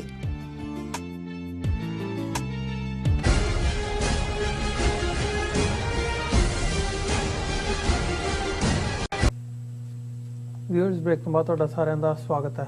ਗੱਲਬਾਤ ਨੂੰ ਅੱਗੇ ਤੋਰਦੇ ਹਾਂ। ਡਾਕਟਰ ਸਾਹਿਬ, ਗੱਲ ਕਰੀਏ ਹੁਣ ਭਾਰਤ ਦੇ ਹਵਾਲੇ ਨਾਲ, ਮਤਲਬ ਹਿੰਦੂਤਵੀ ਏਜੰਡੇ ਦੀ। ਜਦੋਂ ਅਸੀਂ ਦੇਖ ਰਹੇ ਹਾਂ, ਮਤਲਬ ਇਹ ਪਹਿਲਾਂ ਤੋਂ ਹੀ ਦੇਖਿਆ ਜਾ ਰਿਹਾ ਸੀਗਾ, ਜਦੋਂ ਤੋਂ 2014 ਤੋਂ ਇਹ ਐਲਾਨ ਕੀਤਾ ਕਿ ਹੁਣ ਅਸੀਂ ਭਾਰਤ ਨੂੰ ਜਿਹੜਾ ਆ ਉਹ ਡਿਕਲੇਅਰ ਕਰ ਦੇਣਾ ਹਿੰਦੂ ਸਟੇਟ, ਉਸ ਲੈਵਲ ਤੇ ਕੰਮ ਕਰਨਾ ਸ਼ੁਰੂ ਹੋਇਆ। ਹੌਲੀ ਹੌਲੀ ਹੌਲੀ ਉਹਦੇ ਤੇ ਅਗਰੈਸਿਵਲੀ ਹੋਰ ਅੱਗੇ ਕਦਮ ਪੁੱਟੇ ਗਏ ਆ। ਤੇ ਹੁਣ ਜਦੋਂ ਦੂਜੀ ਵਾਰ ਸਰਕਾਰ ਬਣੀ ਹੈ, ਮੋਦੀ ਹੁਕੂਮਤ ਹੋਂਦ ਦੇ ਵਿੱਚ ਆਈ ਹੈ, ਤੇ ਉਹ ਗੱਲ ਵਾਇਲੈਂਸ ਤੇ ਅੱਗੇ ਮਤਲਬ ਕਿਸ ਲੈਵਲ ਤੱਕ ਜਾ ਰਹੀ ਹੈ ਸਾਨੂੰ ਸਾਰਿਆਂ ਨੂੰ ਦੇਖਣ ਦੇ ਵਿੱਚ ਆ ਰਿਹਾ ਹੈ। ਹੁਣ ਜਿਹੜੀ ਇਹ ਕਾਨਫਰੰਸ ਵੀ ਹੋਈ ਹੈ ਜਿੱਥੋਂ ਇਹ ਗੱਲ ਸਿੱਧੀ ਮੁਸਲਮਾਨਾਂ ਦੇ ਜੈਨੋਸਾਈਡ ਦੀ ਨਿਕਲ ਕੇ ਸਾਹਮਣੇ ਆਉਂਦੀ ਹੈ, ਮਤਲਬ ਇਹ ਸਿੱਧੇ ਲੈਵਲ ਦੇ ਉੱਤੇ ਇਸ਼ਾਰਾ ਨਹੀਂ ਕੀਤਾ ਜਾ ਰਿਹਾ। ਹੁਣ ਤੇ ਸਿੱਧਾ ਸਿੱਧਾ ਇਹ ਕਿਹਾ ਜਾ ਰਿਹਾ ਵੀ ਅਸੀਂ ਕੀ ਕਰਨ ਜਾ ਰਹੇ ਹਾਂ। ਸੋ ਆਉਣ ਵਾਲਾ ਜਿਹੜਾ ਵਰ੍ਹਾ ਹੈ 2022, ਕੀ ਇਹ ਗੱਲ ਸਿੱਧੀ ਤੌਰ ਤੇ ਮੰਨੀ ਜਾਵੇ ਵੀ ਹੁਣ ਉਹ ਸਿੱਧਮ ਸਿੱਧੀ ਜਿਹੜੀ ਵਾਇਲੈਂਸ ਹੈ ਉਹ ਕਰਨ ਦੇ ਉੱਤੇ ਉਤਾਰੂ ਹੋ ਰਹੇ ਆ? ਦੇਖੋ, ਅਸੀਂ ਕੱਲ ਵੀ ਇਸ ਨੂੰ ਟੱਚ ਬੇਸ ਕੀਤਾ ਸੀ ਕਿ 2014 ਚ ਮੋਦੀ ਦੇ ਪ੍ਰਾਈਮ ਮਿਨਿਸਟਰ ਬਣਨ ਤੋਂ ਬਾਅਦ ਮੋਹਨ ਭਾਗਵਤ ਨੇ ਜਿੱਥੇ 1000 ਸਾਲ ਦੀ ਗੁਲਾਮੀ ਬਾਅਦ ਹਿੰਦੂ ਰਾਸ਼ਟਰ ਦੀ ਆਜ਼ਾਦੀ ਦੀ ਗੱਲ ਕੀਤੀ, ਉੱਥੇ ਉਹਨੇ ਬੜੇ ਫੋਰਸਫੁਲੀ ਕਿਹਾ ਸੀ ਕਿ 2020 ਤੱਕ ਭਾਰਤ ਦੇ ਵਿੱਚ ਹਰ ਇੱਕ ਨੂੰ ਹਿੰਦੂ ਬਣਾ ਦਿੱਤਾ ਜਾਏਗਾ। ਇਹਦੇ 'ਚ ਕੋਈ ਸ਼ੱਕ ਨਹੀਂ ਹੈ ਕਿ ਇਹ ਇੱਕ ਪਾਸੇ RSS ਦਾ ਇਹ ਸਟੈਂਸ ਸੀ, ਲੇਕਿਨ ਦੂਸਰੇ ਪਾਸੇ ਜਿਹੜੀ ਪੋਲੀਟੀਕਲ ਜੁਮਲੇਬਾਜ਼ੀ ਮੋਦੀ ਜਾਂ ਅਮਿਤ ਸ਼ਾਹ ਕਰਦੇ ਰਹੇ, ਸਭ ਕਾ ਸਾਥ ਸਭ ਕਾ ਵਿਕਾਸ, ਸੋ ਇੱਕ ਸਮੋਕ ਸਕਰੀਨ ਉਹਨਾਂ ਨੇ ਕ੍ਰੀਏਟ ਕੀਤੀ ਹੋਈ ਸੀ ਕਿ ਅਸੀਂ ਤਾਂ ਸਭ ਨੂੰ ਨਾਲ ਲੈ ਕੇ ਚੱਲਣਾ ਹੈ। ਔਰ ਇਸ ਤੋਂ ਇਲਾਵਾ ਜਿਹੜਾ ਇੱਕ ਫੇਕ ਗੁਜਰਾਤ ਮਾਡਲ, ਹਾਲਾਂਕਿ ਗੁਜਰਾਤ ਬੁਰਾ ਹਾਲ ਹੈ ਪਰ ਇਹਨਾਂ ਦਾ ਕਿਉਂਕਿ ਪ੍ਰੋਪੇਗੈਂਡਾ ਇਹਨਾਂ ਦੀ ਸਭ ਤੋਂ ਪਾਵਰਫੁਲ ਵਿਕਟ ਹੈ। ਪਹਿਲੇ ਦਿਨ ਤੋਂ ਇਹ ਚਾਣਕਿਆ ਪੁੱਤਰ ਇਸ ਗੱਲ ਨੂੰ ਸਮਝਦੇ ਨੇ। ਔਰ ਗੁਜਰਾਤ 'ਚ ਮੋਦੀ ਦੇ ਚੀਫ ਮਿਨਿਸਟਰ ਕਾਲ ਨੂੰ ਇਹਨਾਂ ਨੇ ਇਵੇਂ ਪ੍ਰੈਜ਼ੈਂਟ ਕੀਤਾ ਜਿਵੇਂ ਉਹਨੇ ਗੁਜਰਾਤ ਸੋਨੇ ਦਾ ਬਣਾ ਦਿੱਤਾ। ਹਾਲਾਂ ਹਕੀਕਤ ਬਿਲਕੁਲ ਇਹਦੇ ਉਲਟ ਸੀ। ਉਸ ਦੇ ਥੱਲੇ ਉਹ ਹਿੰਦੂ ਹਿਰਦੇ ਸਮਰਾਟ ਜੋ ਮੁਸਲਮਾਨਾਂ ਦੀ ਨਸਲਕੁਸ਼ੀ 2002 'ਚ ਕੀਤੀ, ਸਿੱਖ ਕਿਸਾਨ ਜਿਹੜੇ 50 ਸਾਲ ਤੋਂ ਉੱਥੇ ਬੈਠੇ ਸੀ ਕੱਛ ਏਰੀਏ ਦੇ ਵਿੱਚ, ਉਹਨਾਂ ਨੂੰ ਬੇਜ਼ਮੀਨੇ ਕੀਤਾ। ਸੋ ਇੱਥੋਂ ਸ਼ੁਰੂ ਹੋਇਆ। ਜੇ ਤੁਸੀਂ ਇਸ 2014 ਤੋਂ 2021 ਐਂਡ ਤੱਕ ਤੁਸੀਂ ਦੇਖਦੇ ਹੋ ਤੇ ਹਰ ਚੜ੍ਹਦੇ ਸੂਰਜ ਦੇ ਨਾਲ ਉਹ ਇੱਕ ਤੋਂ ਬਾਅਦ ਇੱਕ ਆਪਣਾ ਏਜੰਡਾ ਅਨਲੀਸ਼ ਕਰਦੇ ਰਹੇ ਵਾਇਲੈਂਟਲੀ। ਔਰ ਉਹਦੇ ਲਈ ਕੋਈ ਤੁਸੀਂ ਦੇਖੋਗੇ ਕਿ ਤੁਹਾਨੂੰ ਚੇਨ ਆਫ ਕਮਾਂਡ ਸਿੱਧੇ ਤੌਰ ਦੇ ਉੱਤੇ ਉਹਦੀ ਕੋਈ ਜ਼ਿੰਮੇਵਾਰੀ ਲੈਂਦੀ ਨਜ਼ਰ ਨਹੀਂ ਆਏਗੀ, ਲੇਕਿਨ ਉਹਦੇ ਨਾਲ ਉਹ ਡਿਸਐਸੋਸੀਏਟ ਕਰਦੀ ਵੀ ਤੁਹਾਨੂੰ ਨਜ਼ਰ ਨਹੀਂ ਆਏਗੀ। ਹੁਣ ਜਿਵੇਂ ਤੁਸੀਂ ਹਰਿਦੁਆਰ ਦੀ ਉਸ ਸੋ ਕਾਲਡ ਸਾਧੂ ਜਾਂ ਸੰਤ ਸੰਸਦ ਦੀ ਗੱਲ ਕੀਤੀ, ਧਰਮ ਸੰਸਦ, ਹੁਣ ਜਿਸ ਲੈਵਲ ਦੀਆਂ ਭੜਕਾਊ ਤਕਰੀਰਾਂ ਕਿ ਮੁਸਲਮਾਨਾਂ ਦੀ ਨਸਲਕੁਸ਼ੀ 20 ਕਰੋੜ, ਹੁਣ ਵਕਤ ਆ ਗਿਆ ਹਿੰਦੂ ਸ਼ਸਤਰ ਚੁੱਕ ਲੈ, ਇਕੱਲੇ ਹਿੰਦੂ ਸਾਧੂ ਨਹੀਂ, ਜਿਹੜੀਆਂ ਉਹਨਾਂ ਦੀਆਂ ਸਾਧਵੀਆਂ ਵੀ ਹੈ, ਔਰ ਰੋਹਿੰਗਿਆ ਵਾਂਗ ਇਹਨਾਂ ਨੂੰ ਕਲੀਨ ਕਰ ਦਿਓ।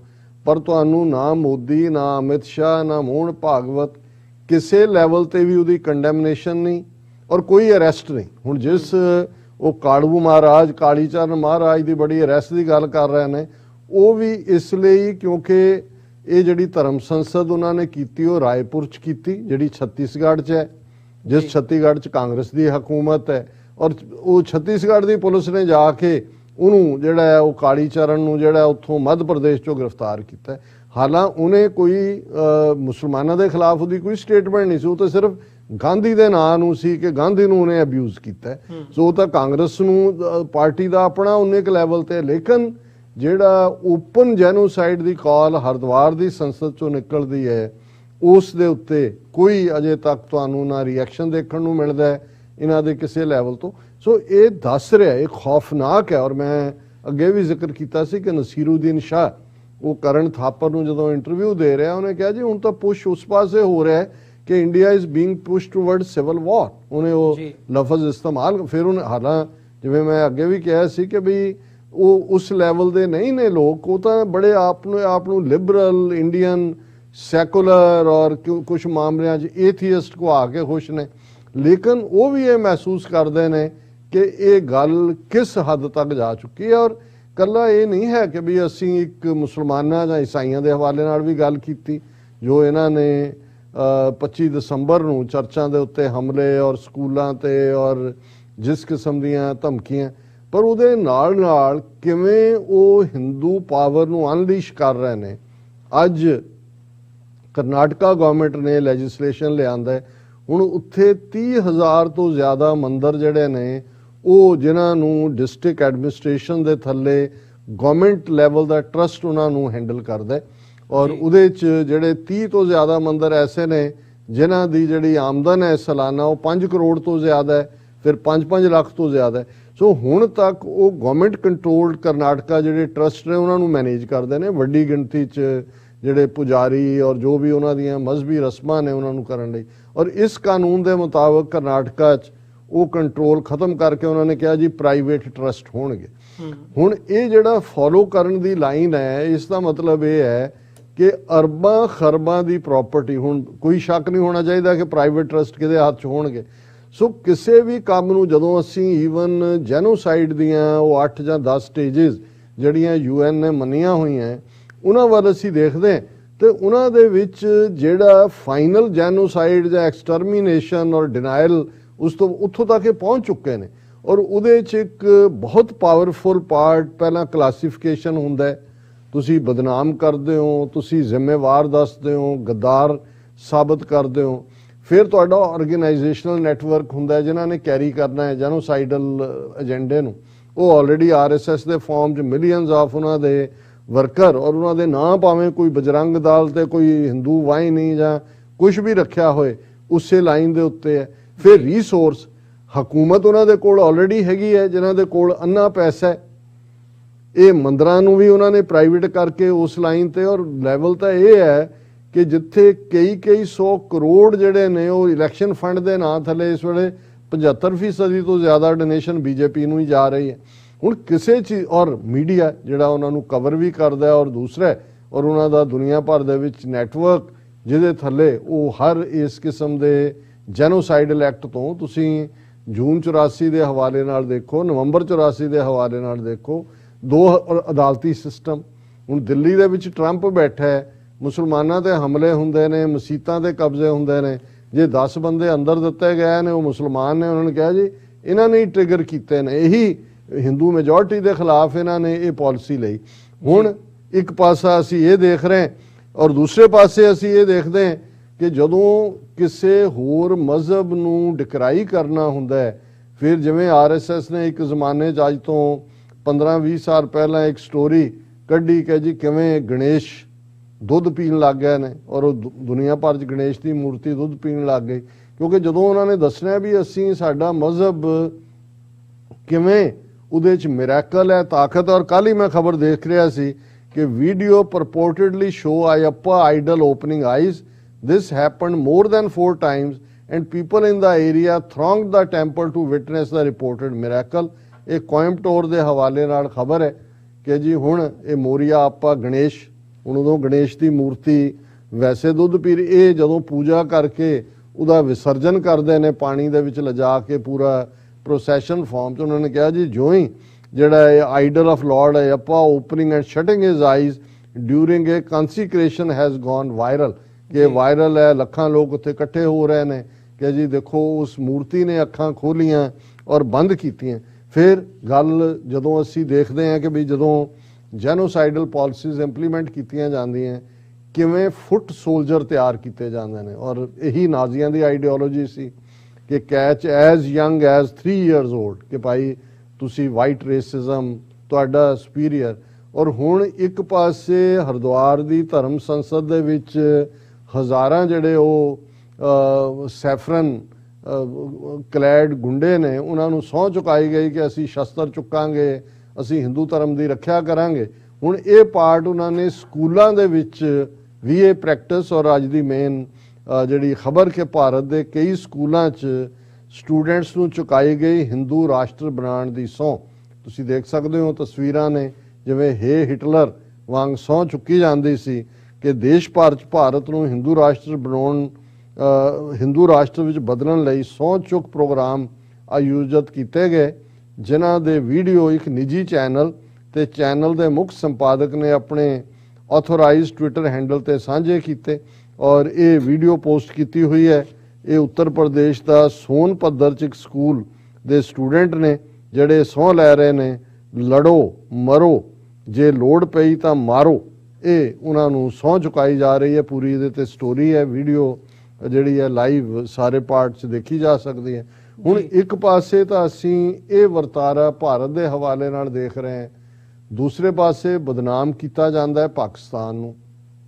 ਅੱਜ ਹੀ ਉਹਨਾਂ ਦਾ ਜਿਹੜਾ ਨਵਾਂ ਉਹਨਾਂ ਨੇ ਚੇਲਾ ਮੁੰਨਿਆ ਮਨਜਿੰਦਰ ਸਿਰਸਾ, ਜਿਹਨੂੰ ਉਹ ਦਿੱਲੀ ਕਮੇਟੀ ਦਾ ਉਹਨੇ ਅਸਤੀਫਾ ਵੀ ਵਾਪਸ ਲੈ ਲਿਆ, ਔਰ ਉਹ ਜਿਹੜਾ ਉਹਨੂੰ ਪ੍ਰਧਾਨ ਬਣਾਉਣ ਦੀਆਂ ਹੀ ਤਿਆਰੀਆਂ ਨੇ। ਇਹਦਾ ਮਤਲਬ ਹੈ ਵੀ ਉਹ ਖਰੀਦ ਉਹਨਾਂ ਨੇ ਕਰ ਲਈ ਹੈ।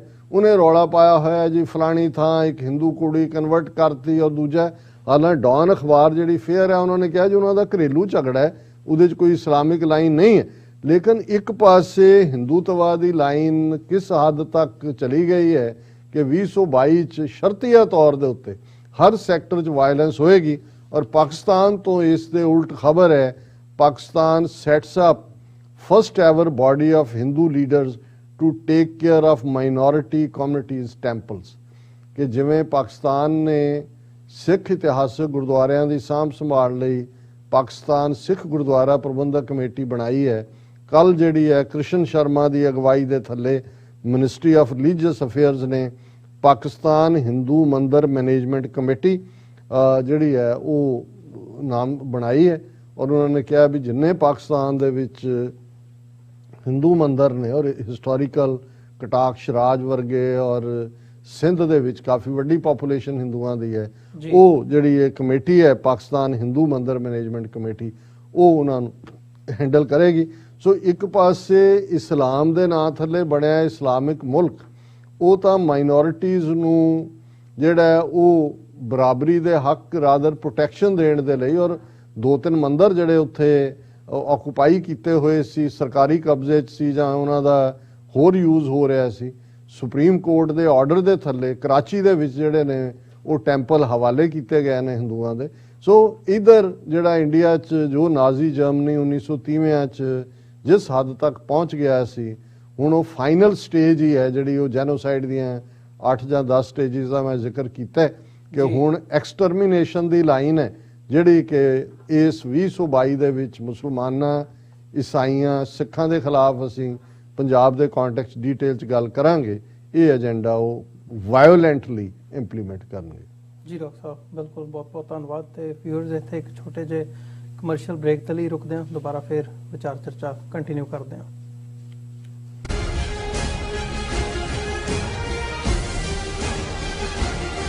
ਕੀ ਤੁਹਾਨੂੰ 30, 40 ਜਾਂ 50 ਦਿਨ ਵੇਟ ਕਰਨੀ ਪੈ ਰਹੀ ਹੈ ਤੁਹਾਡੇ ਚੈੱਕ ਲਈ? ਫਿਰ ਬ੍ਰੋਕਰਾਂ ਪਿੱਛੇ ਭੱਜਦੇ ਫਿਰਦੇ ਹੋ ਪੈਸੇ ਲਈ, ਬਹੁਤ ਜ਼ਿਆਦਾ ਟਾਈਮ ਵੇਸਟ ਹੋ ਜਾਂਦਾ ਇੱਦਾਂ ਤਾਂ। ਜੇ ਤੁਸੀਂ ਅੱਜ ਹੀ ਪੈਸੇ ਲੈਣੇ ਤਾਂ ਬੌਬਟੇਲ ਨੂੰ ਕਾਲ ਕਰੋ। ਬੌਬਟੇਲ ਤੁਹਾਡੀਆਂ ਇਨਵੋਇਸਿਸ ਸੇਮ ਡੇ ਫੰਡ ਕਰ ਸਕਦੇ ਹਨ for a small fee No contract, no reserve and no hidden fees. ਅੱਜ ਹੀ ਕਾਲ ਕਰੋ ਬਾਬਟੇਲ ਨੂੰ ਤੇ ਤੁਹਾਡਾ ਪਹਿਲਾ ਮਹੀਨਾ free. 410 204 2084 Again 410 204 2084। Are you tired of property violations, ECB court hearings wasting your time? AM Expediting Drafting and Design is the solution for your problems. AM Expediting Drafting and Design offers services that range from architectural drawings to expediting services to DOB, FDNY, and other agencies. Or visit their location at 116-15 Myrtle Avenue in Richmond Hill. Call AM Expediting Drafting and Design now at 718-725-0059.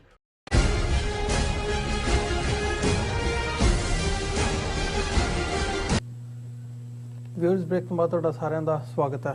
Doctor ਸਾਹਿਬ, ਗੱਲਬਾਤ ਕਰੀਏ ਪੰਜਾਬ ਦੀ। ਪੰਜਾਬ ਦੇ ਵਿੱਚ elections ਹੁਣ ਹੋਣ ਜਾ ਰਹੀਆਂ ਨੇ, ਮਾਹੌਲ ਉਸ ਕਿਸਮ ਦਾ ਬਣ ਗਿਆ ਆ। ਆਲਰੇਡੀ ਸਾਰਿਆਂ ਦੀ ਦੌੜ ਲੱਗੀ ਹੋਈ ਹੈ, ਹਰ ਇੱਕ ਪੋਲੀਟੀਕਲ ਪਾਰਟੀ ਦੀ। ਸੋ ਇਹਦੇ ਵਿੱਚ ਜਿੱਥੇ ਅਸੀਂ ਹਿੰਦੂਤਵ ਦੀ ਗੱਲ ਕੀਤੀ ਹੈ, ਅਦਰਵਾਈਜ਼ ਦੇਖ ਰਹੇ ਹਾਂ, ਸੋ ਪੰਜਾਬ ਨੂੰ ਕਿਵੇਂ ਕੇਂਦਰ ਵੱਲੋਂ ਡੀਲ ਕੀਤਾ ਜਾ ਰਿਹਾ ਹੈ, ਇਹ ਇੱਕ ਵੱਡਾ ਸਵਾਲ ਹੈ। ਤੇ ਉਹਦੇ ਨਾਲ ਜਿਵੇਂ ਪੋਸਟ ਜਦੋਂ ਅਸੀਂ ਕਿਸਾਨ ਸੰਘਰਸ਼ ਦਾ ਟਾਈਮ ਪੀਰੀਅਡ ਦੇਖਦੇ ਹਾਂ, ਹੁਣ ਅਸੀਂ ਉਹਦੇ ਵਿੱਚੋਂ ਲੰਘ ਰਹੇ ਹਾਂ, ਤੇ ਉਹਦੇ ਜਿਹੜੇ ਇੰਪੈਕਟ ਨੇ ਕਾਫੀ ਆਸ ਲਾਈ ਜਾ ਰਹੀ ਸੀ ਕਿ ਹੋ ਸਕਦਾ ਆ ਕਿ ਇੱਕ ਪੋਲੀਟੀਕਲ ਧਿਰ ਦੇ ਤੌਰ ਤੇ ਜਾਂ ਲੋਕ ਇਕੱਠੇ ਹੋਣ, ਪਰ ਹੁਣ ਉਹਦੇ ਤੇ ਵੀ ਕਿਤੇ ਨਾ ਕਿਤੇ ਕੁਐਸਚਨ ਮਾਰਕ ਲੱਗਦਾ ਜਾ ਰਿਹਾ ਹੈ।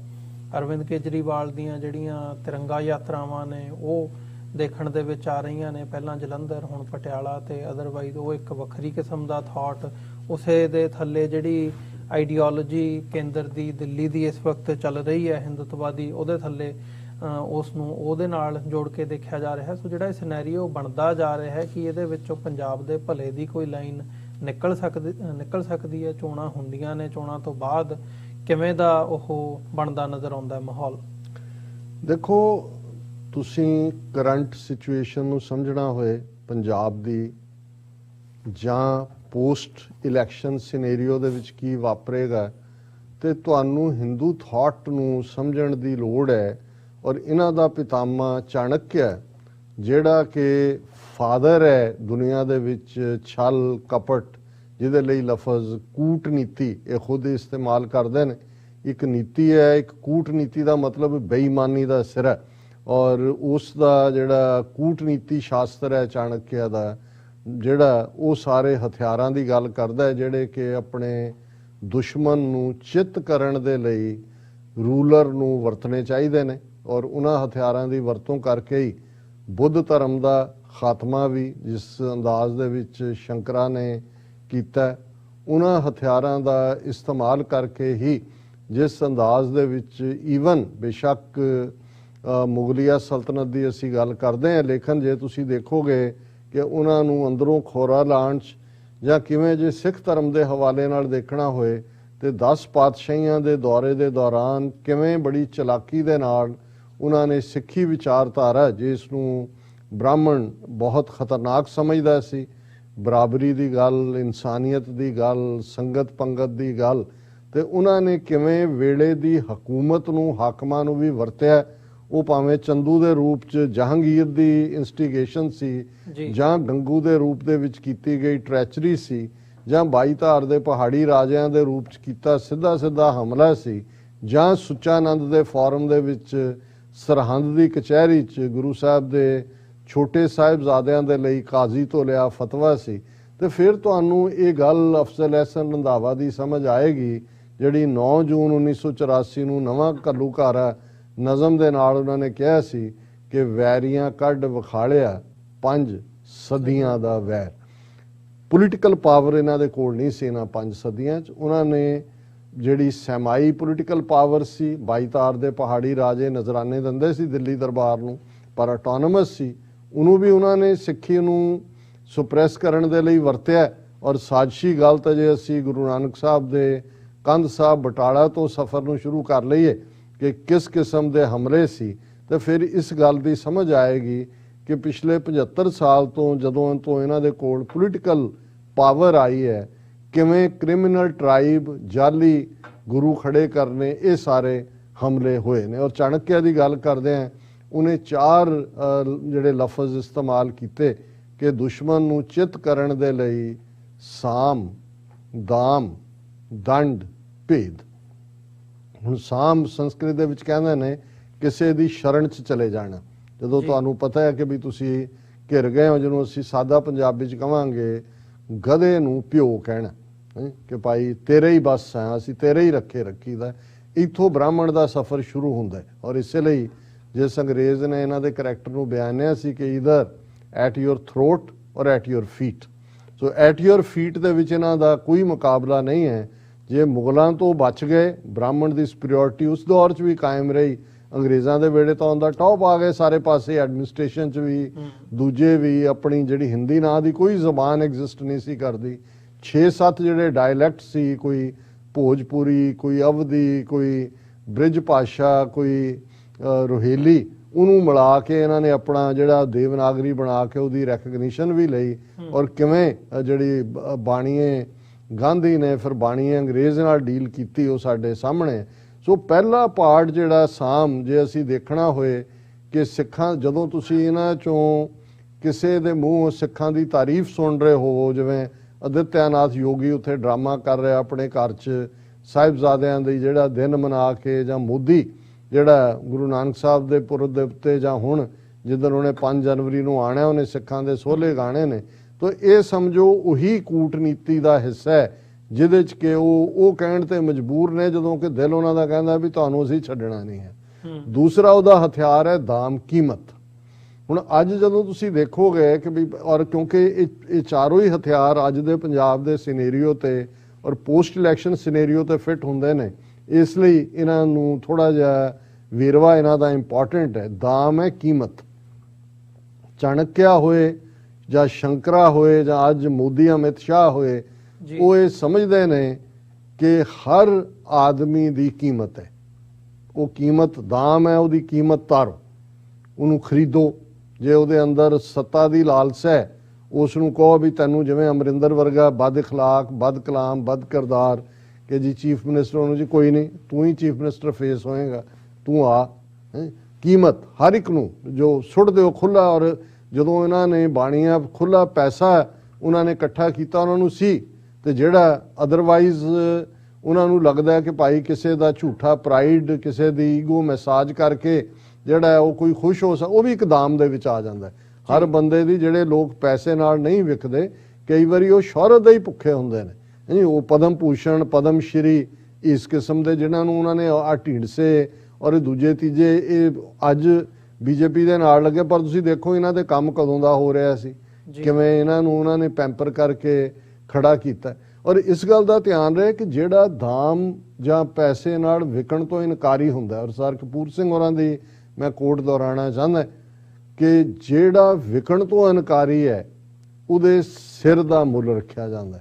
ਹੁਣ ਜੇ ਤੁਸੀਂ ਅੱਜ ਪੰਜਾਬ ਦਾ ਵਰਤਾਰਾ ਇੱਕਦਮ ਰੌਲਾ ਪਾ ਦਿੱਤਾ ਜੀ, ਸਿਕਿਉਰਿਟੀ ਨੂੰ ਖਤਰਾ, ਬੇਅਦਬੀ ਵੀ ਕਰਾਤੀ, ਲੁਧਿਆਣਾ ਬੰਬ ਕਾਂਡ ਵੀ, ਔਰ ਜਿਵੇਂ ਇਹਦੀ ਤੁਸੀਂ ਅਰਵਿੰਦ ਕੇਜਰੀਵਾਲ ਦੀ ਗੱਲ ਕੀਤੀ, ਉਹ ਅੱਜ ਜਦੋਂ ਤਿਰੰਗੇ ਲਪਟਾ ਕੇ ਇੱਕ ਦੂਜੇ ਦੇ ਸਾਰੇ ਬਦਨ ਦੇ ਉੱਤੇ ਪਟਿਆਲੇ 'ਚ ਯਾਤਰਾ ਕੱਢ ਰਿਹਾ, ਤੇ ਨਾਲ ਉਹ ਕਹਿ ਰਿਹਾ, those who want to disturb the peace of Punjab, their plans will never let the people of Punjab succeed. 3 crore people of Punjab are united. Whole brotherhood is together. ਕਿ 3 ਕਰੋੜ ਪੰਜਾਬ ਦੇ ਲੋਕ ਇਕੱਠੇ ਨੇ। ਮਤਲਬ ਇਹ ਆ ਵੀ ਤਿਰੰਗੇ। ਹੁਣ ਇਹ ਮੈਸੇਜ ਡਾਇਰੈਕਟ ਮੋਦੀ ਦੀ ਪਾਰਟੀ ਨਹੀਂ ਦੇ। ਹੁਣ ਤੁਸੀਂ ਇਹ ਦੇਖੋਗੇ ਕਿ ਕਿਵੇਂ ਕੇਜਰੀਵਾਲ ਦੀ ਪ੍ਰੋਜੈਕਸ਼ਨ, ਅੰਨਾ ਹਜ਼ਾਰੇ ਇਹਨਾਂ ਦਾ ਹੀ ਪਾਰਟ ਸੀ, ਜਿਹੜਾ ਉਹਦਾ ਵਰਤ ਵੀ ਰੱਖਿਆ ਗਿਆ। ਔਰ ਹੁਣ ਤਾਂ ਤੱਥ ਸਾਹਮਣੇ ਨੇ ਕਿ ਜਿੰਨਾ ਉੱਥੇ ਫੂਡ ਜਾਂ 24/7 ਮੀਡੀਆ ਔਰ ਸਾਰੇ ਖਰਚੇ ਵਿਵੇਕਾਨੰਦ ਫਾਊਂਡੇਸ਼ਨ ਕਰ ਰਹੀ ਸੀ, ਔਰ ਅਜੀਤ ਡੋਵਲ ਹੈਡ ਕਰਦਾ ਵਿਵੇਕਾਨੰਦ ਫਾਊਂਡੇਸ਼ਨ ਨੂੰ। ਸੋ ਅੰਨਾ ਹਜ਼ਾਰੇ ਚੋਂ ਹੀ ਕੇਜਰੀਵਾਲ ਨਿਕਲਿਆ, ਔਰ ਕੇਜਰੀਵਾਲ ਨੂੰ ਕਿਵੇਂ ਵਰਤਿਆ ਜਾ ਰਿਹਾ ਹੈ। ਔਰ ਕੇਜਰੀਵਾਲ ਦੇ ਪੈਰ ਹੋਰ ਕਿਤੇ ਨਹੀਂ ਲੱਗੇ ਸਵਾਏ ਦਿੱਲੀ ਤੋਂ, ਉਹ ਵੀ ਸਿਰਫ ਦਿੱਲੀ ਅਸੈਂਬਲੀ ਲੈਵਲ ਤੇ। ਦਿੱਲੀ ਦੇ ਟੈਰੀਟਰੀ 'ਚ 6 ਮਿਊਨਿਸਪੈਲਿਟੀਜ਼ ਨੇ, ਉਹਨਾਂ 'ਚ ਬੀਜੇਪੀ ਬਣਦੀ ਹੈ। 6 ਦੇ ਕਰੀਬ MP ਬਣਦੇ ਨੇ, ਉਹ ਸਾਰੇ ਬੀਜੇਪੀ ਦੇ ਬਣਦੇ ਨੇ। ਸੋ ਉਹਨੂੰ ਲਿਮਿਟ, ਉਹਨੂੰ ਰੱਖਿਆ ਹੀ ਪੰਜਾਬ ਫੋਕਸਡ ਹੈ। ਹੁਣ ਜਦੋਂ ਬਾਰ-ਬਾਰ ਲੋਕ ਕਹਿ ਰਹੇ ਨੇ ਜੀ ਚੀਫ ਮਿਨਿਸਟਰ 'ਚ, ਉਹ ਤਾਂ ਉਹਨੂੰ ਉਹਨਾਂ ਨੇ ਖੜਾ ਕੀਤਾ। ਉਹਨਾਂ ਨੇ ਉਹਨੂੰ ਪਹਿਲਾਂ ਕਿਸ ਅੰਦਾਜ਼ 'ਚ ਸਿੱਖਾਂ ਦੇ ਵਿੱਚ ਵਾੜਿਆ, ਕਿਵੇਂ ਡਾਇਸਪੋਰਾ ਸਿੱਖਾਂ 'ਚ ਉਹਦੀ ਥਾਂ ਬਣਾਈ, ਕਿਸ ਕਿਸਮ ਦੀਆਂ ਉਹਦੀਆਂ ਜਿਹੜੀਆਂ ਨੇ ਤੁਸੀਂ ਤਕਰੀਰਾਂ ਔਰ ਦੂਸਰਾ ਦੇਖੋ, ਸਿੱਖਾਂ ਨੂੰ ਵੀ ਲੱਗਾ ਕਿ ਵੀ ਇਹ ਬੜਾ। ਹੁਣ ਹਾਲਾਤ ਇਹ ਨੇ ਕਿ ਜੇ ਦਵਿੰਦਰਪਾਲ ਸਿੰਘ ਭੁੱਲਰ ਦੀ ਜਿਹੜੀ ਫਾਈਲ ਫਸੀ ਹੋਈ ਹੈ, ਇੱਕ ਚੀਫ ਮਿਨਿਸਟਰ ਦੇ ਦਸਤਖਤ ਜਿਹੜੇ ਨੇ ਉਹਦੀ ਰਿਲੀਜ਼ ਕਰ ਦਿੰਦੇ ਨੇ, ਪਰਮਾਨੈਂਟ ਪੈਰੋਲ ਕਰ ਦਿੰਦੇ ਨੇ, ਉਹ ਅੱਜ ਤੱਕ ਉਹਦੇ ਤੋਂ ਇਨਕਾਰੀ ਹੈ। ਹੁਣ ਇਹ ਜਿਹੜੀ ਦਾਮ ਦੀ ਲਾਈਨ ਹੈ ਉਹ ਅਸੀਂ ਦੇਖ ਰਹੇ ਹਾਂ ਜੇ ਜਗਜੀਤ ਸਿੰਘ, ਉਹਨਾਂ ਦੀ ਮਦਰ, ਔਰ ਫੜੋ ਫੜੀ ਆਉਣ ਵਾਲੇ ਦਿਨਾਂ 'ਚ ਸਿਕਿਉਰਿਟੀ ਦਾ ਔਰ ਦੂਸਰਾ ਰੌਲਾ ਪਾ ਕੇ ਹੋਰ ਵੀ ਬਹੁਤ ਸਾਰੇ ਫੜੇ ਜਾਣਗੇ। ਤੇ ਤੀਸਰਾ ਪਾਰਟ ਅਸੀਂ ਦੇਖਦੇ ਹਾਂ ਜਿਹੜਾ ਦੰਡ, ਪਨਿਸ਼ਮੈਂਟ। ਹੁਣ ਪਨਿਸ਼ਮੈਂਟ 25-25 ਸਾਲ ਉਹ ਬਾਹਰ ਹੀ ਨਾ ਨਿਕਲਣ ਦਿਓ, ਸਖਤ ਤੋਂ ਸਖਤ ਧਾਰਾਵਾਂ ਲਾ ਦਿਓ, ਦੇਸ਼ ਧਰੋਹ ਕਰ ਦਿਓ, ਜੋ ਵੀ ਕਿ ਜੋ ਵੀ ਕਾਨੂੰਨ ਦੇ ਔਰ ਬੇਕਾਨੂੰਨੀ ਢੰਗ ਦੇ ਨਾਲ ਕੀਤਾ ਜਾ ਸਕਦਾ। ਔਰ ਸਭ ਤੋਂ ਖਤਰਨਾਕ ਹਥਿਆਰ ਜਿਹੜਾ ਅੱਜ ਪੰਜਾਬ 'ਚ, ਜਿਹੜਾ ਅੱਜ ਪੰਜਾਬ ਦੇ ਵੋਟਰ ਨੂੰ ਵੀ ਕਨਫਿਊਜ਼ ਕਰ ਰਿਹਾ, ਦੁਨੀਆ ਭਰ 'ਚ ਸਿੱਖ ਵੀ ਦੇਖ ਰਹੇ ਨੇ, ਉਹ ਫਾਈਨਲੀ ਹੈ ਭੇਦ, ਡਿਵਾਈਡ। ਔਰ ਡਿਵਾਈਡ ਉਹੀ ਜਿਵੇਂ ਤੁਸੀਂ ਇੰਨੇ ਖੜੇ ਕਰ ਦਿਓ ਕਿ ਆਮ ਲੋਕ ਵੀ ਕਹਿਣ ਜੀ ਛੱਡੋ ਜੀ ਪਰਾਂ, ਕਿਤੇ ਇਤਬਾਰ ਕਰੀਏ, ਔਰ ਉਹਦੇ 'ਚੋਂ ਤੁਸੀਂ ਫਿਰ ਆਪਣਾ ਸ਼ਿਕਾਰ ਕੱਢੋ। ਸੋ ਮੈਨੂੰ ਇਹ ਨਜ਼ਰ ਆਉਂਦਾ ਹੈ ਕਿ ਪੰਜਾਬ 'ਚ ਇਸ ਵਾਰ ਇਲੈਕਸ਼ਨਾਂ ਵਾਇਲੈਂਟ ਹੋਣਗੀਆਂ। ਬਹੁਤ ਸਾਰੀ ਅਜੇ ਖਰੀਦੋ ਫਰੋਖਤ, ਬਹੁਤ ਸਾਰਾ ਸਿਨੇਰੀਓ 5 ਜਨਵਰੀ ਨੂੰ ਜਦੋਂ ਇਹ ਹੋ ਕੇ ਜਾਂਦਾ ਮੋਦੀ ਔਰ ਇਲੈਕਸ਼ਨ ਕੋਡ ਲੱਗਦਾ, ਉਸ ਤੋਂ ਬਾਅਦ ਸਾਹਮਣੇ ਹੋਏਗਾ, ਵਾਇਲੈਂਸ ਹੋਏਗੀ। ਟਾਰਗੇਟ ਬੀਜੇਪੀ ਜਾਂ RSS ਦਾ, ਹੰਗ ਅਸੈਂਬਲੀ ਦਾ। ਹੰਗ ਅਸੈਂਬਲੀ ਹੋਣ ਦੀ ਸੂਰਤ 'ਚ ਇੱਕ ਪਾਰਟ ਤਾਂ ਇਹ ਹੈ ਜਿਹੜਾ ਇਹਨਾਂ ਦੀ ਡੀਲ ਬੀਜੇਪੀ, ਬਾਦਲ ਦਲ ਔਰ ਇਹ ਢੀਂਡਸਾ, ਅਮਰਿੰਦਰ, ਇਹਨਾਂ ਦੇ ਨਾਲ ਜੇ ਇੱਧਰ ਵੀ ਕੋਈ ਨਾ ਬਣਦੀ ਹੋਈ, ਕਿਸੇ ਨੂੰ ਵੀ ਖੜੇ ਨਾ ਹੋਣ ਦੇਣਗੇ, ਤੇ ਫਿਰ ਪ੍ਰੈਜ਼ੀਡੈਂਟ ਰੂਲ ਦੁਬਾਰਾ ਲਾ ਕੇ ਅਗੇਨ ਆਪਣੀ। ਸੋ ਉਹਨਾਂ ਨੇ ਹਰ ਹਾਲਤ ਦੇ ਵਿੱਚ ਪੰਜਾਬ ਨੂੰ ਕੰਕਰ ਕਰਨਾ, ਜਿਹੜਾ ਉਹਨਾਂ ਨੂੰ ਇਹ ਲੱਗਦਾ। ਔਰ ਇਸ ਗੱਲ ਦਾ ਧਿਆਨ ਰਿਹਾ ਕਿ ਦੁਸ਼ਮਣ ਇਹ ਲੜਾਈ ਜੇ ਲੜ ਰਿਹਾ ਤੇ ਉਹ ਸਿੱਖ ਕੌਮ ਦੇ ਖਿਲਾਫ ਔਰ ਖਾਲਿਸਤਾਨ ਦੇ ਖਿਲਾਫ। ਔਰ ਇਸ ਸਾਰੇ ਦੇ ਵਿੱਚ ਸਾਨੂੰ ਇਹ ਸਮਝਣਾ ਹੋਏਗਾ ਕਿ ਭਾਈ ਅਸੀਂ ਆਪਣੀ ਤਾਕਤ ਐਵੇਂ ਜ਼ਾਇਆ ਨਾ ਕਰੀਏ। ਫੋਕਸਡ ਸਾਡੀ ਸਟਰਗਲ ਹੋਣੀ ਚਾਹੀਦੀ ਹੈ। ਚੋਣਾਂ 'ਚੋਂ ਜੰਮੂ ਕਸ਼ਮੀਰ ਦਾ ਹਾਲ ਦੇਖ ਲਓ, ਉੱਥੋਂ ਕਿਸ ਕਿਸਮ ਦਾ ਸਿਸਟਮ ਖੜਾ ਕੀਤਾ ਜਾਂਦਾ। ਅਲਟੀਮੇਟਲੀ ਪੰਜਾਬ ਅੱਧਾ ਜਿਹੜਾ ਹੈ ਉਹ BSF ਦੇ ਹਵਾਲੇ ਉਹਨਾਂ ਨੇ ਕੀਤਾ ਹੋਇਆ। ਉਹਦੇ 'ਚੋਂ ਜਦੋਂ ਮਰਜ਼ੀ ਪੰਜਾਬ ਨੂੰ ਇਹ ਕਸ਼ਮੀਰ ਵਾਂਗ ਯੂਨੀਅਨ ਟੈਰੀਟਰੀ ਬਣਾਉਣ ਵੱਲ ਵੀ ਤੋਰ ਸਕਦੇ ਨੇ, ਜਿਹੜੀਆਂ ਇਹਨਾਂ ਦੀਆਂ multiple proposals on the table ਨੇ। ਪਰ ਇੱਕ ਗੱਲ ਇਸ ਦੇ ਉੱਤੇ ਬਿਲਕੁਲ ਸਾਨੂੰ ਕੋਈ ਸ਼ੱਕ ਸ਼ੁਬਾ ਨਹੀਂ ਹੋਣਾ ਚਾਹੀਦਾ ਕਿ ਉਹਨਾਂ ਨੇ ਸਿੱਖ ਕੌਮ ਨੂੰ ਸਬਡਿਊ ਕਰਨ ਲਈ, ਸਿੱਖਾਂ ਨੂੰ ਹਿੰਦੂ ਉਸ ਖਾਰੇ ਸਮੁੰਦਰ ਦੇ ਵਿੱਚ ਡੋਬਣ ਦੇ ਲਈ ਹਰ ਹੀਲਾ ਵਰਤਿਆ। ਇਸ ਤੋਂ ਵੀ ਵਰਸਟ ਵਰਤਣਾ। ਔਰ ਜਿਹੜੀ ਗੱਲ ਕਦੇ ਇਹ ਸੁਨੀਲ ਜਾਖੜ ਜਿਹੜਾ ਹੁਣ ਕਾਂਗਰਸ ਦਾ ਕੈਂਪੇਨ ਇੰਚਾਰਜ ਹੈ, ਉਹਦੇ ਪਿਓ ਨੇ ਕਿਹਾ ਸੀ, ਦੇ ਪਿਓ ਨੇ ਬਲਰਾਮ ਜਾਖੜ ਨੇ, ਸਪੀਕਰ ਵੀ ਸੀ, कि अगर भारत की एकता अखंडता के लिए हमें 2 करोड़ सिखों को मारना भी पड़ा तो हम हिचकिचाएंगे नहीं। सो जे तुसी नैरेटिव देखो बिल्ट हो रहा है, एक पासे साम वाले खड़े किए हुए ने, 2-4 योगी इस किस्म के जिहड़े सिखां दी बड़ी तारीफ करनगे, देखो की हो रहा उन्होंने सोशल मीडिया ते वायरल किया जाता है। दूसरे पासे उस किस्म के शिव सेना या दूजे के नाम थले जिहड़े गुरु नानक साहब और गुरु साहबान प्रति अप लफज कहणगे, उन्होंने भी पुलिस प्रोटैक्शन मिली हुई है। तीसरे जिन्होंने दिमागी बीमार कह के गुरु ग्रंथ साहब की बेअदबी करवाई जा रही है, ये पार्ट भी बराबर है। चौथा वो जिहड़े विचों गुंडे जिहड़ा सौदा साध और दूसरे ने उन्हां दे राही। सो कुल मिला के असी सारे पासे घिरे हुए हैं, लेकिन असी जे उन्हां दी देखो ਜਦੋਂ ਤੁਸੀਂ ਦੁਸ਼ਮਣ ਦੀ ਗੇਮ ਪਲਾਨ ਸਮਝ ਜਾਓ ਜੀ ਤੇ ਫਿਰ ਉਸ ਨਾਲ ਤੁਸੀਂ ਆਸਾਨੀ ਨਾਲ ਲੜ ਵੀ ਸਕਦੇ ਹੋ ਤੇ ਜਿੱਤ ਵੀ ਸਕਦੇ ਹੋ। ਤੇ ਜੇ ਅਸੀਂ ਉਹਨਾਂ ਦਾ ਜਿਹੜੀ ਫਲਾਈ ਜਿਹੜੀ ਉਹਨਾਂ ਦੇ ਵਿਛਾਈ ਹੈ ਬਸਾਤ, ਉਸ ਦੇ ਵਿੱਚ ਤੁਸੀਂ ਉਲਝ ਕੇ ਰਹਿ ਜਾਓ ਤੇ ਫਿਰ ਤੁਸੀਂ ਇੱਕ ਤੋਂ ਬਾਅਦ ਇੱਕ ਪਾਸੇ ਦੌੜਦੇ ਨਜ਼ਰ ਆਓਗੇ, ਆਪਣੀ એનર્ਜੀ ਨੂੰ ਐਗਜ਼ੌਸਟ ਕਰੋਗੇ ਔਰ ਕਿਸੇ ਨਿਸ਼ਾਨੇ ਤੇ ਨਹੀਂ ਅਪੜ ਸਕੋਗੇ। ਸੋ ਖਤਰਨਾਕ बसात उन्होंने विछाई हुई है और उन्होंने ये ऑल आउट टोटल वॉर है सिखां दे खिलाफ। इलैक्शनां जां इस सिस्टम चों साडे लई कुछ कड्ढण पाउण नूं नहीं है। सानू इस गल दे उत्ते ही फोकस करना चाहिए कि असीं ਖਾਲਿਸਤਾਨ ਨੂੰ ਲਿਬਰੇਟ ਕਰਵਾਉਣਾ ਹੈ, ਇੰਡੀਅਨ ਆਕੂਪਾਈਡ ਪੰਜਾਬ ਨੂੰ ਇਹਨਾਂ ਦੇ ਖੂਨੀ ਪੰਜੇ 'ਚੋਂ ਛਡਾਉਣਾ ਹੈ, ਉਸ ਦੇ ਲਈ ਵਿਉਂਤਬੰਦੀ, ਉਸ ਦੇ ਲਈ ਸੀਰੀਅਸ ਗੁਫ਼ਤਗੂ, ਉਸ ਦੇ ਲਈ ਆਪਣੇ ਬਾਕੀ ਵਖਰੇਵਿਆਂ ਨੂੰ ਜਿਹੜਾ ਉਹ ਛੱਡਣਾ, ਇਹ ਸਭ ਤੋਂ ਅਹਿਮੀਅਤ ਵਾਲੀ ਗੱਲ ਹੈ। ਜੀ ਡਾਕਟਰ ਸਾਹਿਬ, ਇੱਕ ਛੋਟੇ ਜਿਹੇ ਕਮਰਸ਼ੀਅਲ ਬ੍ਰੇਕ ਦੇ ਲਈ ਰੁਕਦੇ ਹਾਂ ਵਿਊਅਰਸ, ਉਸ ਤੋਂ ਬਾਅਦ ਇੱਥੋਂ ਹੀ ਗੱਲਬਾਤ ਨੂੰ ਅੱਗੇ ਤੋਰਦੇ ਹਾਂ।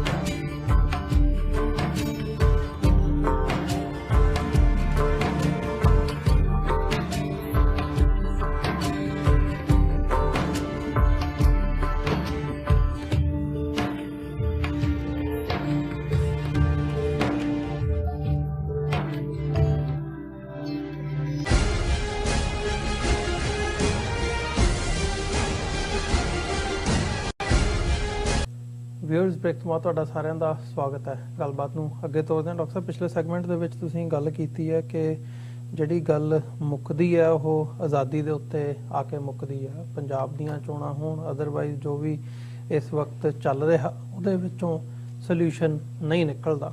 ਪਰ ਗੱਲ ਫਿਰ ਉੱਥੇ ਹੀ ਆ ਜਾਂਦੀ ਹੈ ਵੀ ਜੋ ਚੱਲ ਰਿਹਾ ਉਹਦੇ ਚੋਂ ਨਹੀਂ ਸੋਲਿਊਸ਼ਨ ਨਿਕਲਦਾ ਤੇ ਆਜ਼ਾਦੀ ਵੱਲ ਕਿਸ ਤਰੀਕੇ ਨਾਲ ਕਦਮ ਵਧਾਇਆ ਜਾਵੇ, ਇਹ ਇੱਕ ਵੱਡਾ ਸਵਾਲ ਹੈ। ਦੇਖੋ, ਅਸੀਂ ਕੱਲ੍ਹ ਇਸ ਹੋਪ ਦੇ ਨਾਲ ਹੀ 2021 ਨੂੰ ਅਲਵਿਦਾ ਕਹੀ ਸੀ ਉਸ ਬਰਡਸ ਆਈ ਵਿਊ 'ਚ ਕਿ ਅਲਟੀਮੇਟਲੀ ਜੋ 2021 ਦੇ ਵਰ੍ਹੇ 'ਚ ਸਿੱਖ ਕੌਮ ਦੀਆਂ ਪ੍ਰਾਪਤੀਆਂ ਨੇ, ਇੰਟਰਨੈਸ਼ਨਲ ਲੈਵਲ ਤੇ ਰੈਕਗਨੀਸ਼ਨ, ਜਿਵੇਂ ਡਾਇਸਪੋਰਾ ਸਿੱਖਾਂ ਨੇ ਆਪਣਾ ਮਸਲ, ਪੋਲੀਟੀਕਲ ਮਸਲ ਦਿਖਾਇਆ ਔਰ ਕਿਸਾਨ ਮੂਵਮੈਂਟ ਦੀ ਵਿਕਟਰੀ ਜਿਸ ਦੇ ਪਿੱਛੇ ਸਮੁੱਚੀ ਸਿੱਖ ਕੌਮ ਜਿਨ੍ਹਾਂ ਤੇ ਖਲੋਤੀ, ਇਹ ਇੱਕ ਰਾਹ ਦਸੇਰਾ ਹੈ। ਔਰ ਸੁਗੰਧ ਸਮੀਰ ਦੀਆਂ ਇਹ ਲਾਈਨਾਂ ਮੈਂ ਅਕਸਰ ਦੁਹਰਾਉਂਦਾ ਕਿ ਝਲਕ ਸੁੰਦਰ ਤੋਂ ਰੋਸ਼ਨ ਪੰਧ ਹੋਏ, ਕੀ ਗਮ ਜੇ ਸਿਰ ਤੇ ਪੰਡਾਂ ਭਾਰੀਆਂ ਨੇ। ਉਹ ਮੋਦੀ ਜਿਹੜਾ 7 ਸਾਲ ਤੋਂ ਇੱਕ ਅਜਿੱਤ ਆਪਣੇ, ਜਿਵੇਂ ਉਸ ਨੇ ਅਸ਼ਵਮੇਘ ਯੱਗ ਦੇ ਘੋੜੇ ਵਾਂਗ ਕਿ ਉਹਨੂੰ ਕੋਈ ਰੋਕਣ ਵਾਲਾ ਨਹੀਂ ਹੈ। ਹਾਲਾਂਕਿ ਪੰਜਾਬ ਨੇ ਉਹਨੂੰ ਪਾਰਲੀਮੈਂਟਰੀ ਸਿਸਟਮ ਦੇ ਥੱਲੇ ਵੀ ਰੋਕਿਆ ਜਦੋਂ ਕਿ ਉਹਨਾਂ ਦੀ ਵੇਵ ਉੱਥੇ ਨਹੀਂ ਐਂਟਰ ਹੋਈ, ਲੇਕਿਨ ਇਹ ਸਿੱਧੇ ਤੌਰ ਤੇ ਉਸ ਦੀ ਧੌਣ ਨੂੰ ਝੁਕਾਉਣ ਵਾਲਾ ਕੰਮ, ਔਰ 7 ਸਾਲ 'ਚ ਜਿਹੜਾ ਇਹ ਸੀ ਕਿ ਮੋਦੀ ਕਦੇ ਵਾਪਸ ਨਹੀਂ ਲੈਂਦਾ ਜੋ ਫੈਸਲਾ ਉਹਨੇ ਕਰ ਲਿਆ, ਉਹ ਨੋਟਬੰਦੀ ਦਾ ਹੋਏ, ਡੀਮੋਨੇਟਾਈਜੇਸ਼ਨ ਹੋਏ, GST ਹੋਏ, ਕਸ਼ਮੀਰ 'ਚ ਆਰਟੀਕਲ 370 ਖਤਮ ਕਰਨਾ ਹੋਏ। ਲੇਕਿਨ ਸਿੱਖ ਕੌਮ ਨੇ ਦੱਸ ਦਿੱਤਾ ਕਿ ਦੁਨੀਆ ਝੁਕਤੀ ਹੈ, ਕੋਈ ਝੁਕਾने ਵਾਲਾ ਚਾਹੀਏ। ਸੋ ਇਸ ਤੋਂ ਅਸੀਂ ਜਿਹੜਾ ਪੋਜ਼ਿਟਿਵ ਨੋਟ ਤੋਂ ਸ਼ੁਰੂ ਕਰਦੇ ਕਿ ਬੇਸ਼ੱਕ ਜੇ ਉਹਨਾਂ ਦੀ ਨੀਅਤ ਜਾਂ ਉਹਨਾਂ ਦੀ ਰਣਨੀਤੀ ਦੇਖਣੀ ਹੋਏ ਤੇ ਬ੍ਰਾਹਮਣ ਜਿਹੜਾ ਸਰਵਾਈਵਲ ਹੈ 4000 ਸਾਲ ਦਾ, ਉਹਨੂੰ ਤੁਸੀਂ ਈਜ਼ੀ ਨਹੀਂ ਲੈ ਸਕਦੇ। ਉਹਨਾਂ ਦੇ ਇਸ ਡਿਫੀਟ ਦੇ ਨਾਲ ਹੀ ਕਿਉਂ ਜਿਹੀ ਜਿਹੜੀ ਹੈ ਉਹ ਡਰਟੀ ਗੇਮ ਪੰਜਾਬ 'ਚ ਖੇਡਣੀ ਸ਼ੁਰੂ ਕੀਤੀ। ਅਸੀਂ ਦੇਖਦੇ ਹਾਂ ਕਿ ਕਿਵੇਂ ਉਥਲ ਪੁਥਲ ਕਾਂਗਰਸ ਪਾਰਟੀ, ਜਿਸ ਦਾ ਉਹਨਾਂ ਦਾ 1 ਪੁਆਇੰਟ ਏਜੰਡਾ ਇੱਕ ਸਟੇਜ ਤੇ ਮੋਦੀ ਨੇ ਦਿੱਤਾ ਸੀ ਕਿ ਜੀ ਕਾਂਗਰਸ ਮੁਕਤ ਭਾਰਤ ਜੀ। ਹੁਣ ਇਹ ਨਹੀਂ ਹੈ ਕਿ ਕੋਈ ਕਾਂਗਰਸ ਨੇ ਮਾਈਨੋਰਿਟੀਜ਼ ਨੂੰ ਫੁੱਲ ਪਾਏ ਹੋਏ ਨੇ। ਸਿੱਖਾਂ ਦੀ ਸਭ ਤੋਂ ਜ਼ਿਆਦਾ ਨਸਲਕੁਸ਼ੀ ਤਾਂ ਕਾਂਗਰਸ ਦੇ ਦੌਰ 'ਚ ਹੋਈ ਪਹਿਲੀ ਸਟੇਜ ਤੇ। ਹੁਣ ਤਾਂ ਅਸੀਂ ਇੱਕ ਡਿਫਰੈਂਟ ਐਨਮੀ ਦੇ ਨਾਲ ਡੀਲ ਕਰ ਰਹੇ। ਉਹ ਨਹਿਰੂ ਦੀਆਂ ਨੀਤੀਆਂ ਹੋਣ, ਇੰਦਰਾ ਗਾਂਧੀ ਦੀ ਜੂਨ 84, ਨਵੰਬਰ 84 ਔਰ ਬਾਅਦ 'ਚ ਨਰਸਿਮਹਾ ਰਾਓ ਦੇ ਥੱਲੇ ਜੋ 1992 ਤੋਂ 1994 ਤੱਕ 50,000 ਤੋਂ ਜ਼ਿਆਦਾ ਸਿੱਖ ਨੌਜਵਾਨ ਮਾਰੇ ਗਏ। ਸੋ ਸਾਨੂੰ ਕੋਈ ਕਾਂਗਰਸ ਦੇ ਜਾਣ ਜਾਂ ਦੇ ਨਾਲ ਕੋਈ ਨਹੀਂ ਹੈ ਕਿ ਕੋਈ ਉਹਦੇ ਨਾਲ ਜੁੜਿਆ ਹੋਇਆ, ਪਰ ਉਹ ਇਹ ਸਮਝਦੇ ਨੇ ਕਿ ਵੀ ਜਿਹੜੀ ਵੀ ਤਾਕਤ ਐਟਲੀਸਟ ਪੈਨ ਇੰਡੀਆ ਹੈ, ਭਾਰਤ ਭਰ ਦੇ ਵਿੱਚ ਹੈ, ਉਹਨੂੰ ਪਹਿਲਾਂ ਤੋੜੋ, ਬਾਕੀਆਂ ਨੂੰ ਤਾਂ ਜਦੋਂ ਮਰਜ਼ੀ ਤੁਸੀਂ ਉਹਨਾਂ ਦੇ ਨਾਲ ਨਿਬੜ ਲਓਗੇ।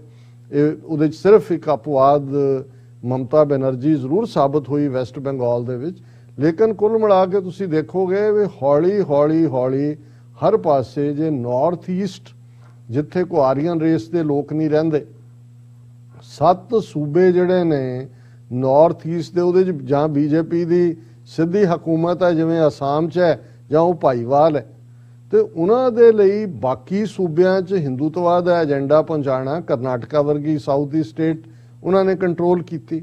ਅਜੇ ਤਮਿਲਨਾਡੂ ਕੇਰਲਾ 'ਚ ਪੈਰ ਨਹੀਂ ਲੱਗੇ, ਲੇਕਿਨ ਆਲਰੇਡੀ ਗਰਾਊਂਡ ਲੈਵਲ ਦੇ ਉੱਤੇ ਉਹਨਾਂ ਨੇ ਪੋਲਰਾਈਜੇਸ਼ਨ ਦੀ ਕੰਮ ਦੀ ਲਾਈਨ ਸ਼ੁਰੂ ਕੀਤੀ ਹੋਈ ਹੈ। ਹੁਣ ਪੰਜਾਬ 'ਚ ਸਿੱਖਾਂ ਦੇ ਹਵਾਲੇ ਨਾਲ ਤੁਸੀਂ ਜੇ ਦੇਖੋਗੇ ਤੇ ਉਹ 2-3 ਫਰੰਟਸ ਦੇ ਉੱਤੇ, ਇੱਕ ਪਾਸੇ ਉਹਨਾਂ ਦੇ ਆਈਡੀਆਲੋਗ ਜਿਸ ਕਿਸਮ ਦੇ ਉਹਨਾਂ 'ਚ ਪਗੜੀਧਾਰੀ ਵੀ ਉਹਨਾਂ ਨੇ ਖੜੇ ਕੀਤੇ, ਜਿਵੇਂ ਬ੍ਰਿਜਮੋਹਨ ਸਿੰਘ ਬੇਦੀ ਨਾਂ ਦਾ ਬੰਦਾ ਕੱਲ ਪਰਸੋਂ ਇੰਟਰਵਿਊ ਦੇ ਰਿਹਾ ਸੀ ਇੱਕ ਟੀਵੀ ਚੈਨਲ ਤੇ, ਜਿਹਦੇ 'ਚੋਂ ਕਹਿੰਦਾ ਕਿ ਭਾਈ ਸਿੱਖ ਤਾਂ ਇੱਕ ਪੰਥ ਹੈ, ਇਹ ਤਾਂ ਧਰਮ ਹੈ ਹੀ ਨਹੀਂ। ਇਸੇ ਤਰ੍ਹਾਂ ਅਸੀਂ ਉਹਨਾਂ ਦੇ ਇੱਕ ਦਿਆਲ ਸਿੰਘ ਸੋਢੀ, ਜਿਸ ਨੂੰ ਉਹਨਾਂ ਨੇ ਕਿਸੇ ਵੇਲੇ ਬੀਜੇਪੀ ਦਾ MP ਵੀ ਬਣਾਇਆ ਸੀ ਅੰਮ੍ਰਿਤਸਰ ਤੋਂ, ਉਹ ਇਹੀ ਕਹਿੰਦੇ ਸੀ ਕਿ ਜੀ ਸਿੱਖ ਤਾਂ ਸਨਾਤਨ ਹਿੰਦੂ ਧਰਮ ਦੀ ਰੱਖਿਆ ਲਈ ਬਣੇ। ਹੁਣ ਉਦੋਂ ਤਾਂ ਇਹੀ ਬ੍ਰਿਜਮੋਹਨ ਬੇਦੀ ਤਾਂ ਸੋਢੀ ਉਹਨਾਂ ਨੂੰ ਮਿਲੇ ਸੀ, ਅੱਜ ਤਾਂ ਤੁਸੀਂ ਦੇਖੋਗੇ ਕਿ ਬਈ ਲੰਬੀ ਲਾਈਨ ਲੱਗੀ ਹੋਈ ਹੈ ਜਿਹੜੇ ਬੀਜੇਪੀ ਦੇ ਜਾ ਕੇ, ਔਰ ਮਨਜਿੰਦਰ ਸਰਸਾ ਦਿੱਲੀ ਕਮੇਟੀ ਦਾ ਦੁਬਾਰਾ ਪ੍ਰਧਾਨ ਬਣਨ ਜਾ ਰਿਹਾ, ਉਹਨੇ ਅਸਤੀਫਾ ਵਾਪਸ ਲੈ ਲਿਆ, ਬੀਜੇਪੀ ਦਾ ਉਹ ਕਾਰਡ ਹੋਲਡਰ ਮੈਂਬਰ ਹੈ, ਪਟਨਾ ਸਾਹਿਬ ਕਮੇਟੀ ਦਾ ਅਸੀਂ ਹਾਲ ਦੇਖ ਲਿਆ। ਸੋ ਮਤਲਬ ਇਹ ਹੈ ਵੀ ਜਦੋਂ ਅਸੀਂ ਇਹ ਕਹਿੰਦੇ ਹਾਂ ਕਿ ਭਾਈ ਇਹਨਾਂ ਨੇ ਤਾਂ ਦੁਸ਼ਮਣ ਬਾਤ ਕਰੇ ਅਨਹੋਣੀ, ਉਹ ਤਾਂ ਹੁਣ ਭੇਦ ਵਾਲਾ ਜਿਹੜਾ ਹਥਿਆਰ ਹੈ ਉਹਨੂੰ ਟੂ ਦਾ ਐਕਸਟ੍ਰੀਮ ਵਰਤ ਰਹੇ ਨੇ ਉਹਨਾਂ ਨੇ। ਔਰ ਆਉਣ ਵਾਲੇ ਦਿਨਾਂ 'ਚ ਅਸੀਂ ਹੋਰ ਵੀ ਵੱਡੇ ਚਿਹਰੇ ਦੇਖਾਂਗੇ ਜਿਹੜੇ ਬੀਜੇਪੀ ਨੂੰ ਜੁਆਇਨ ਕਰ ਰਹੇ ਹੋਣਗੇ, ਲੇਕਿਨ ਇਹ ਸਾਰਾ ਸਾਨੂੰ ਸਾਡੇ ਫੋਕਸ ਤੋਂ ਡੈਟਰ ਕਰਨ ਵਾਲਾ ਨਹੀਂ ਹੋਣਾ ਚਾਹੀਦਾ। ਔਰ ਜਦੋਂ ਅਸੀਂ ਇਹ ਕਹਿੰਦੇ ਹਾਂ ਜੀ ਕੀ ਤਰੀਕੇ ਹੋਣ, ਕੀ ਸਟ੍ਰੈਟਜੀਜ਼ ਹੋਣ, ਤੇ ਇਹਦੇ ਲਈ ਮੈਂ ਅਕਸਰ ਭਾਈ ਗੁਰਦਾਸ ਜੀ ਦਾ ਇਹ ਫਰਮਾਨ ਦੁਹਰਾਉਂਦਾ ਕਿ ਕਿਸ ਉਦਮ ਤੇ ਰਾਜ ਮਿਲੇ, ਸ਼ਤਰੂ ਤੇ ਸਭ ਹੋਵੇ ਮੀਤਾ। ਇਹ ਗੱਲ ਸਮਝਣੀ ਜ਼ਰੂਰੀ ਹੈ ਕਿ ਜਦੋਂ ਤੱਕ ਤੁਹਾਡੇ ਕੋਲ ਇੰਡੀਪੈਂਡੈਂਟ ਸੋਵਰਨ ਆਪਣਾ ਮੁਲਕ ਨਹੀਂ ਹੁੰਦਾ, ਤੁਹਾਡੇ ਚੈਲੰਜਸ ਕਦੇ ਖਤਮ ਨਹੀਂ ਹੋਣ। ਸ਼ਤਰੂ ਦਾ, ਦੁਸ਼ਮਣ ਦਾ ਦੋਸਤ ਬਣਨ ਦੀ ਗੱਲ ਤੁਹਾਡੀ ਪੋਲੀਟੀਕਲ ਪਾਵਰ ਨਾਲ ਜੁੜੀ ਹੁੰਦੀ ਹੈ। ਸੋ ਉਹਦੇ 'ਚ ਮੈਂ ਪਹਿਲਾਂ ਤਾਂ ਇਹ ਸਮਝਦਾ, ਔਰ ਸਾਡੇ ਬਹੁਤ ਸਾਰੇ ਵਿਊਅਰਸ ਵੀ ਜਿਹੜੇ ਸਾਨੂੰ ਸਾਰੇ ਵਰੇ 'ਚ ਇਨਪੁਟ ਦਿੰਦੇ ਰਹੇ ਨੇ, ਉਹਨਾਂ ਦੇ ਵਿੱਚ ਇੱਕ ਬੜੀ ਪੋਜ਼ਿਟਿਵ ਜਿਹੜੀ ਅਸੀਂ ਦੇਖਦੇ ਹਾਂ ਕਿ ਡਾਇਸਪੋਰਾ ਸਿੱਖ ਇੱਕ ਤਾਕਤ ਬਣ ਕੇ ਉੱਭਰੇ ਨੇ, ਔਰ ਇਸ ਤਾਕਤ ਨੂੰ ਅਸੀਂ ਆਪਣੇ ਗੋਲ ਦੀ ਪ੍ਰਾਪਤੀ ਦੇ ਲਈ ਹੋਰ ਵੀ ਜਥੇਬੰਦਕ ਅੰਦਾਜ਼ ਦੇ ਵਿੱਚ ਜਿਹੜਾ ਉਸ ਦਾ ਇਸਤੇਮਾਲ ਕਰੀਏ। ਔਰ ਉਹਦੇ ਲਈ ਮੈਂ ਸਮਝਦਾ ਵੀ ਜਿਵੇਂ Sikhs for justice the referendum 2020 campaign ਹੈ, ਇਹ ਇੱਕ ਮੈਸੇਜ ਵੀ ਹੈ ਕਿ ਅਸੀਂ ਜੇ ਈਵਨ ਪੀਸਫੁਲ ਤਰੀਕੇ ਦੇ ਨਾਲ ਵੀ ਆਪਣੀ ਪੋਲੀਟੀਕਲ ਪਾਵਰ ਦੀ ਸਟਰਗਲ ਕਰਦੇ ਹਾਂ ਤੇ ਸਾਨੂੰ ਦਹਿਸ਼ਤਗਰਦੀ ਦੇ ਖਾਤੇ 'ਚ ਪਾ ਲਿਆ ਜਾਂਦਾ ਹੈ। ਹੁਣ ਅਸੀਂ ਜਸਵਿੰਦਰ ਸਿੰਘ ਮੁਲਤਾਨੀ ਦਾ ਕੇਸ ਦੇਖੀਏ, ਪਹਿਲਾਂ ਤਾਂ ਝੂਠ ਬੋਲਿਆ ਕਿ ਜੀ ਜਰਮਨ ਨੇ ਡਿਟੇਨ ਕਰ ਲਿਆ, ਸਾਹਮਣੇ ਆਇਆ ਕਿ ਉਹ ਤਾਂ ਹੈ ਨਹੀਂ, ਔਰ ਅਜੇ ਤੱਕ ਰੀਟਰੈਕ ਨਹੀਂ ਕੀਤਾ। ਹੁਣ ਅੱਜ ਦੀਆਂ ਖਬਰਾਂ ਨੇ ਕਿ ਨੈਸ਼ਨਲ ਇਨਵੈਸਟੀਗੇਟਿਵ ਏਜੰਸੀ ਨੇ ਆਪਣੇ ਤੌਰ ਦੇ ਉੱਤੇ ਹੀ ਜਿਹੜਾ ਦਹਿਸ਼ਤਗਰਦੀ ਦਾ ਕੇਸ ਪਾ ਦਿੱਤਾ। ਹੁਣ ਇਹ ਜਿਹੜੇ ਤੌਰ ਤਰੀਕੇ ਨੇ, ਇਹ ਡਾਇਸਪੋਰਾ ਸਿੱਖਾਂ ਦੀ ਜੇ ਦੁਸ਼ਮਣ ਦੀਆਂ ਅੱਖਾਂ 'ਚ ਦੇਖਣਾ ਹੋਏ ਤੇ ਇਸ ਵੇਲੇ ਉਹਨਾਂ ਦੇ ਲਈ ਸਭ ਤੋਂ ਵੱਡਾ ਖਤਰਾ ਡਾਇਸਪੋਰਾ ਸਿੱਖ ਨੇ, ਜਿਨ੍ਹਾਂ ਦੀ ਗਿਣਤੀ 5 ਤੋਂ 6 ਮਿਲੀਅਨ ਦੇ ਨੇੜੇ ਤੇੜੇ ਹੈ ਇਸ ਵੇਲੇ, ਪਾਵਰਫੁਲ ਨੇ, ਪੋਲੀਟੀਕਲੀ ਵੀ ਇਨਫਲੂਐਂਸ ਰੱਖਦੇ ਨੇ, ਫਾਈਨੈਂਸ਼ੀਅਲੀ ਵੀ ਰਿਸੋਰਸਫੁਲ ਨੇ। ਸੋ ਜੇ ਦੁਸ਼ਮਣ ਨੂੰ ਇਹਦੇ 'ਚੋਂ ਤਾਕਤ ਨਜ਼ਰ ਆਉਂਦੀ ਹੈ ਤੇ ਅਸੀਂ ਡਾਇਸਪੋਰਾ ਆਪਣੀ ਕਨਸਟੀਚੁਐਂਸੀ ਨੂੰ ਪੋਲੀਟੀਕਲ ਲੌਬਿੰਗ ਦੇ ਲਈ, ਆਪਣੇ ਮੈਸੇਜ ਨੂੰ ਗੈਟ ਅਕ੍ਰੋਸ ਕਰਨ ਦੇ ਲਈ ਇਸਤੇਮਾਲ ਕਰੀਏ। ਔਰ ਉਹਦੇ ਲਈ ਜਿਵੇਂ ਵਰਲਡ ਸਿੱਖ ਪਾਰਲੀਮੈਂਟ ਦਾ ਫਾਰਮੈਟ ਹੈ, 2015 ਦੇ ਸਰਬੱਤ ਖਾਲਸਾ ਨੇ ਉਸ ਨੂੰ ਐਂਡੋਰਸ ਕੀਤਾ ਹੈ। ਜਥੇਦਾਰ ਜਗਤਾਰ ਸਿੰਘ ਹਵਾਰਾ ਇੱਕ ਉਹ ਸ਼ਖਸੀਅਤ ਜਿਹੜੇ ਨੌਜਵਾਨਾਂ ਦੇ ਦਿਲਾਂ ਦੀ ਧੜਕਣ ਨੇ, ਐਜ਼ ਏ ਜਥੇਦਾਰ ਅਕਾਲ ਤਖਤ ਉਹਨਾਂ ਨੂੰ ਪ੍ਰਵਾਨਿਤ ਕੀਤਾ ਗਿਆ। ਸੋ ਜੇ ਹੁਣ ਅਸੀਂ ਦੇਖਦੇ ਹਾਂ ਕਿ 60 ਸਾਲ ਬਾਅਦ ਭਾਰਤ ਔਰ ਅਮਰੀਕਾ ਨੇ 2 ਐਨਵੋਏ ਬਣਾਏ, ਉਹ ਤਿੱਬਤਨਸ ਦੀ ਗਵਰਨਮੈਂਟ ਇਨ ਐਗਜ਼ਾਈਲ ਦੇ ਨਾਲ ਕਮਿਊਨੀਕੇਸ਼ਨ ਓਪਨ ਕਰ ਸਕਦੀ ਹੈ। 60 ਸਾਲ ਉਹਨਾਂ ਨੂੰ ਰੈਕਗਨਾਈਜ਼ ਨਹੀਂ ਕੀਤਾ, ਤੇ ਅਸੀਂ ਕਿਉਂ ਨਹੀਂ ਵਰਲਡ ਸਿੱਖ ਪਾਰਲੀਮੈਂਟ ਜਾਂ ਡਾਇਸਪੋਰਾ ਫਾਰਮ ਦੇ ਵਿੱਚ ਜਿਹੜੀ ਸਿੱਖਾਂ ਦੀ ਪੋਲੀਟੀਕਲ ਰਿਪਰੈਜ਼ੈਂਟੇਸ਼ਨ ਹੈ ਉਸ ਦੇ ਰਾਹੀਂ ਅਸੀਂ ਦੁਨੀਆ ਦੇ ਮੁਲਕਾਂ ਨਾਲ ਲੌਬੀ ਕਰ ਸਕੀਏ। ਔਰ ਪਾਕਿਸਤਾਨ ਦੇ ਵਿੱਚ ਸਿੱਖਾਂ ਦੇ ਲਈ ਗੁੱਡਵਿਲ ਹੈ, ਕਰਤਾਰਪੁਰ ਸਾਹਿਬ ਕੋਰੀਡੋਰ ਦਾ ਖੋਲ੍ਹਣਾ, ਔਰ ਉਸ ਤੋਂ ਬਾਅਦ ਜਿਹੜੀ ਇੱਕ ਚੰਗੀ ਗੁੱਡਵਿਲ ਹੈ ਉਹਨੂੰ ਅਸੀਂ ਪੋਲੀਟੀਕਲ ਈਡੀਅਮ 'ਚ ਵਰਤ ਸਕਦੇ ਹਾਂ। ਇਹ ਸਿਰਫ ਵੀਡੀਓਜ਼ ਰਾਹੀਂ ਮੈਸੇਜ ਦੇਣ ਨਾਲ ਨਹੀਂ ਹੈ, ਇਹ ਸਾਨੂੰ ਇਸ ਦੇ ਉੱਤੇ ਕੰਸਿਸਟੈਂਟ ਲੌਬੀ ਕਰਨੀ ਪਏਗੀ। ਇਸੇ ਤਰ੍ਹਾਂ ਬੇਸ਼ੱਕ ਚਾਈਨਾ ਦੀ ਕਮਿਊਨਿਸਟ ਆਈਡੀਓਲੋਜੀ ਦੇ ਨਾਲ ਕੋਈ ਸਾਡੀ ਸਿੱਖੀ ਆਈਡੀਓਲੋਜੀ ਰਲਦੀ ਨਹੀਂ ਹੈ, ਲੇਕਿਨ ਜੇ ਚਾਈਨਾ ਨੂੰ ਇਹ ਨਜ਼ਰ ਆ ਰਿਹਾ ਕਿ ਧਰਮਸ਼ਾਲਾ 'ਚ ਦਲਾਈ ਲਾਮਾ ਨੂੰ ਬਿਠਾ ਕੇ ਇਹ ਗਵਰਨਮੈਂਟ ਇਨ ਐਗਜ਼ਾਈਲ ਨੂੰ, ਜਿਹਦੇ ਤੇ ਚਾਈਨੀਜ਼ ਗਵਰਨਮੈਂਟ ਨੇ ਅਫੀਸ਼ੀਅਲੀ ਪ੍ਰੋਟੈਸਟ ਕੀਤਾ ਹੈ, ਜਾਂ ਉਹਨਾਂ ਦੀ ਆਲ ਪਾਰਲੀਮੈਂਟਰੀ ਕਮੇਟੀ ਡਿਨਰ ਦੇ ਉੱਤੇ ਜਾਂਦੀ ਹੈ, ਤੇ ਜੇ ਚਾਈਨਾ ਤੱਕ ਪਹੁੰਚ ਕੀਤੀ ਜਾਂਦੀ ਹੈ ਕਿ ਭਾਈ ਆਹ ਸਾਡਾ ਕੇਸ ਹੈ ਜੈਨੂਅਨ, ਆਲਰੇਡੀ ਅਸੀਂ 1842 ਦੀ ਟ੍ਰੀਟੀ, ਟ੍ਰਾਈਪਾਰਟਾਈਟ ਟ੍ਰੀਟੀ, ਜਿਹੜੀ ਐਂਪਰਰ ਚਾਈਨਾ, ਦਲਾਈ ਲਾਮਾ, ਸਰਕਾਰੇ ਖਾਲਸਾ ਜੀਓ ਦੇ ਵਿਚਾਲੇ ਹੋਈ ਸੀ, ਉਹਦਾ ਹਵਾਲਾ, ਔਰ ਉਸ ਦੇ ਨਾਲ ਅਸੀਂ ਸਮਝਦੇ ਹਾਂ ਕਿ ਇਹ ਦੁਨੀਆ ਭਰ ਦੇ ਵਿੱਚ ਈਵਨ ਬੇਸ਼ੱਕ ਅੱਜ ਦੀ ਡੇਟ 'ਚ ਅਮਰੀਕਾ ਜਾਂ ਯੂਰਪੀਅਨ ਕੰਟਰੀਜ਼ ਭਾਰਤ ਦੇ ਹੱਕ 'ਚ ਡਿਊ ਟੂ ਚਾਈਨਾ ਨਾਲ ਹੌਸਟਿਲਿਟੀ ਭੁਗਤ ਰਹੇ ਨੇ, ਪਰ ਸਾਨੂੰ ਇਹਨਾਂ ਦੇ ਨਾਲ ਬਰਾਬਰ ਆਪਣਾ ਤਾਲਮੇਲ ਰੱਖਣਾ ਚਾਹੀਦਾ ਹੈ। ਸਿਚੁਏਸ਼ਨਸ ਬਦਲਦੀਆਂ ਰਹਿੰਦੀਆਂ ਨੇ। ਉਹੀ ਭਾਰਤ ਸੋਵੀਅਤ ਯੂਨੀਅਨ ਦੇ ਬਲੌਕ 'ਚ ਸੀ, ਜ਼ਿਆਦਾ ਵਾਰ ਅਮਰੀਕਾ ਦੇ ਖਿਲਾਫ UN 'ਚ ਨੇ ਵੋਟਿੰਗ ਕੀਤੀ, ਕੋਲਡ ਵਾਰ ਈਰਾ 'ਚ ਅੱਜ ਪ੍ਰੋ ਅਮਰੀਕਾ ਹੈ। ਸੋ ਅਮਰੀਕਨ ਵੀ ਜਿਹੜੇ ਅਲਟੀਮੇਟਲੀ ਫਰਸਟ੍ਰੇਟ ਹੋਣਗੇ ਇੰਡੀਆ ਦੇ ਇਹ ਸਾਰੇ ਜਿਹੜਾ ਉਹਨਾਂ ਦਾ ਜੈਨੋਸਾਈਡਲ ਏਜੰਡਾ ਹੈ, ਔਰ ਇਹਨਾਂ ਦੇ ਨਾਲ ਵੀ ਸਾਡਾ ਉਹ ਸਟੇਟ ਡਿਪਾਰਟਮੈਂਟ ਹੋਏ, ਉਹਨਾਂ ਦੇ ਜਿਹੜੇ ਪੋਲੀਟੀਕਲ ਵਿੰਗ ਨੇ, ਰਿਲੀਜੀਅਸ ਵਿੰਗ ਨੇ, ਉਹਨਾਂ ਦੇ ਨਾਲ। ਪਰ ਕਨਕਲੂਜਨ 'ਚ ਮੈਂ ਕਹਾਂ ਕਿ ਅਲਟੀਮੇਟਲੀ ਬੈਂਜਾਮਿਨ ਫਰੈਂਕਲਿਨ ਦੀਆਂ ਇਹ ਲਾਈਨਾਂ ਕਿ we all must hang together otherwise we will be hanged separately. ਸਾਨੂੰ ਆਪਣੀਆਂ ਧਿਰਾਂ ਨੂੰ, ਜਿਹੜੀਆਂ ਪੰਥ ਪ੍ਰਸਤ ਧਿਰਾਂ ਨੇ, ਇੱਕ ਏਜੰਡੇ ਦੇ ਥੱਲੇ ਆਜ਼ਾਦੀ ਦੇ ਕੰਮ ਕਰਨ ਦੀ ਲੋੜ ਹੈ, ਲੇਕਿਨ ਇਸ ਦੇ ਨਾਲ ਜਿਹੜਾ ਇੰਡੀਅਨ ਸਟੇਟ ਦੇ ਖਿਲਾਫ ਦੂਸਰੀਆਂ ਆਜ਼ਾਦੀ ਤਹਿਰੀਕਾਂ ਨੇ, ਜਿਨ੍ਹਾਂ ਦੇ ਵਿੱਚ ਕਸ਼ਮੀਰੀ ਨੇ, ਜਿਨ੍ਹਾਂ ਦੇ ਵਿੱਚ ਨਾਗੇ ਨੇ, ਜਿਨ੍ਹਾਂ 'ਚ ਵੱਡੀ ਗਿਣਤੀ ਦੇ ਵਿੱਚ ਟਰਾਈਬਲਸ ਔਰ ਦਲਿਤ ਭਾਈਚਾਰਾ ਹੈ, ਜਿਨ੍ਹਾਂ ਦੇ ਬੇਸ਼ੱਕ ਉਹਨਾਂ ਦੀਆਂ ਆਪਣੀਆਂ ਕੁਝ ਲਿਮਿਟੇਸ਼ਨਸ ਵੀ ਹੋਣਗੀਆਂ, ਪਰ ਸਾਨੂੰ ਇਹਨਾਂ ਦੇ ਨਾਲ ਵੀ ਜਿਹੜਾ ਕਲੋਜ਼ ਐਸੋਸੀਏਸ਼ਨ, ਔਰ ਸਿੱਖਾਂ ਨੇ ਕਸ਼ਮੀਰੀਆਂ ਦੇ ਮੁੱਦੇ ਤੇ ਬਹੁਤ ਗੁੱਡਵਿਲ ਜਿੱਤੀ ਹੈ ਸਾਰੇ ਪੀਰੀਅਡ 'ਚ। ਜਦੋਂ ਤੋਂ ਕਸ਼ਮੀਰ ਦਾ ਸਟੇਟਸ ਖਤਮ ਕੀਤਾ ਬਾਹਰ, ਅਸੀਂ 30 ਸਾਲ ਤੋਂ ਟੁਗੈਦਰ ਹੈ। ਪਰ ਮੈਨੂੰ ਇਹ ਲੱਗਦਾ ਹੈ ਕਿ ਬਜਾਏ ਸਿਰਫ ਸਿੰਬੋਲਿਕ ਪ੍ਰੋਟੈਸਟ ਜਾਂ ਰੈਲੀਜ਼ ਤੱਕ ਹੀ ਕਰਨ ਦੇ, ਸਾਨੂੰ ਇਹਨਾਂ ਦੇ ਨਾਲ ਵੀ ਜਿਹੜਾ ਇੱਕ ਲੈਵਲ ਦੀ ਅੰਡਰਸਟੈਂਡਿੰਗ, ਔਰ ਬੇਸ਼ੱਕ ਭਾਰਤ ਦੇ ਨਕਸ਼ੇ ਜਿਹੜੇ 200 ਮਿਲੀਅਨ ਮੁਸਲਮਾਨ ਨੇ, ਉਹਨਾਂ ਦੇ ਵਿੱਚ ਤਾਂ ਉਹਨਾਂ ਦੀ ਵਿਲ ਤੋੜੀ ਹੋਈ ਹੈ, ਉਹਨਾਂ 'ਚ ਥੋੜੇ ਬਹੁਤ ਜਿਹੜੇ ਬਾਹਰ ਨੇ ਉਹ ਤਾਂ ਘਬਰਾਉਂਦੇ ਫਿਰ ਵੀ ਭਾਰਤ ਮਾਤਾ ਹੀ ਕਰਦੇ ਨੇ, ਪਰ ਸਾਨੂੰ ਉਹਨਾਂ ਨੂੰ ਵੀ ਰੀਚ ਆਊਟ ਕਰਨਾ ਚਾਹੀਦਾ ਹੈ। ਕਿਉਂਕਿ ਜੇ ਨਸੀਰੁਦੀਨ ਸ਼ਾਹ ਵਰਗਾ ਕਹਿ ਸਕਦਾ ਹੈ ਕਿ ਭਾਈ ਸਿਵਲ ਵਾਰ ਵੱਲ ਭਾਰਤ ਵੱਧ ਰਿਹਾ ਹੈ, ਤੇ ਫਿਰ ਜਦੋਂ ਇਹਨਾਂ ਨੂੰ ਵੀ ਨਜ਼ਰ ਆਏਗਾ ਕਿ ਭਾਈ ਹੁਣ ਡੂ ਔਰ ਡਾਈ ਵਾਲੀ ਗੱਲ ਹੈ, ਤੇ ਉਹਨਾਂ ਨੂੰ ਸ਼ਾਇਦ ਜਿਹੜੇ ਇੱਕ ਡਰੇ ਹੋਏ ਬੋਲਦੇ ਨਹੀਂ ਨੇ, ਸਾਡੀ ਗੱਲ ਸਮਝ ਆਏਗੀ। ਸੋ ਇਹਨਾਂ ਦੇ ਨਾਲ ਅਸੀਂ ਰਾਬਤੇ ਵੀ ਕਰੀਏ, ਕਲੋਜ਼ ਲੌਬੀ ਵੀ ਕਰੀਏ, ਔਰ ਸਭ ਤੋਂ ਵੱਡੀ ਤਾਕਤ ਸਾਡਾ ਫੇਥ, ਗੁਰੂ ਦੇ ਉੱਤੇ ਭਰੋਸਾ। ਗੁਰੂ ਕਲਗੀਧਰ ਪਾਤਸ਼ਾਹ ਨੇ ਕੌਮ ਨੂੰ, ਪੰਥ ਨੂੰ ਬੇਘਰੇ ਨਹੀਂ ਰਹਿਣ ਦੇਣਾ। ਔਰ ਜਿਵੇਂ 20ਵੀਂ ਸਦੀ ਦੇ ਮਹਾਨ ਸਿੱਖ ਸ਼ਹੀਦ ਸੰਤ ਜਰਨੈਲ ਸਿੰਘ ਜੀ ਖਾਲਸਾ ਪਿੰਡਰਾਂ ਵਾਲੇ ਇਹ ਗੱਲ ਅਕਸਰ ਕਿਹਾ ਕਰਦੇ ਸੀ, ਜਿਹੜਾ ਸਾਡਾ ਰਿਜ਼ੋਲਵ ਹੋਣਾ ਚਾਹੀਦਾ ਹੈ ਕਿ ਖਾਲਸਾ ਜੀ ਸ਼ਹੀਦਾਂ ਦੇ ਖੂਨ ਦਾ ਹੱਕ ਲੈਣ, ਤੇ ਸ਼ਹੀਦਾਂ ਦੇ ਖੂਨ ਦਾ ਹੱਕ ਖਾਲਿਸਤਾਨ ਦੀ ਪ੍ਰਾਪਤੀ ਨਾਲ ਜੁੜਿਆ ਹੋਇਆ ਹੈ।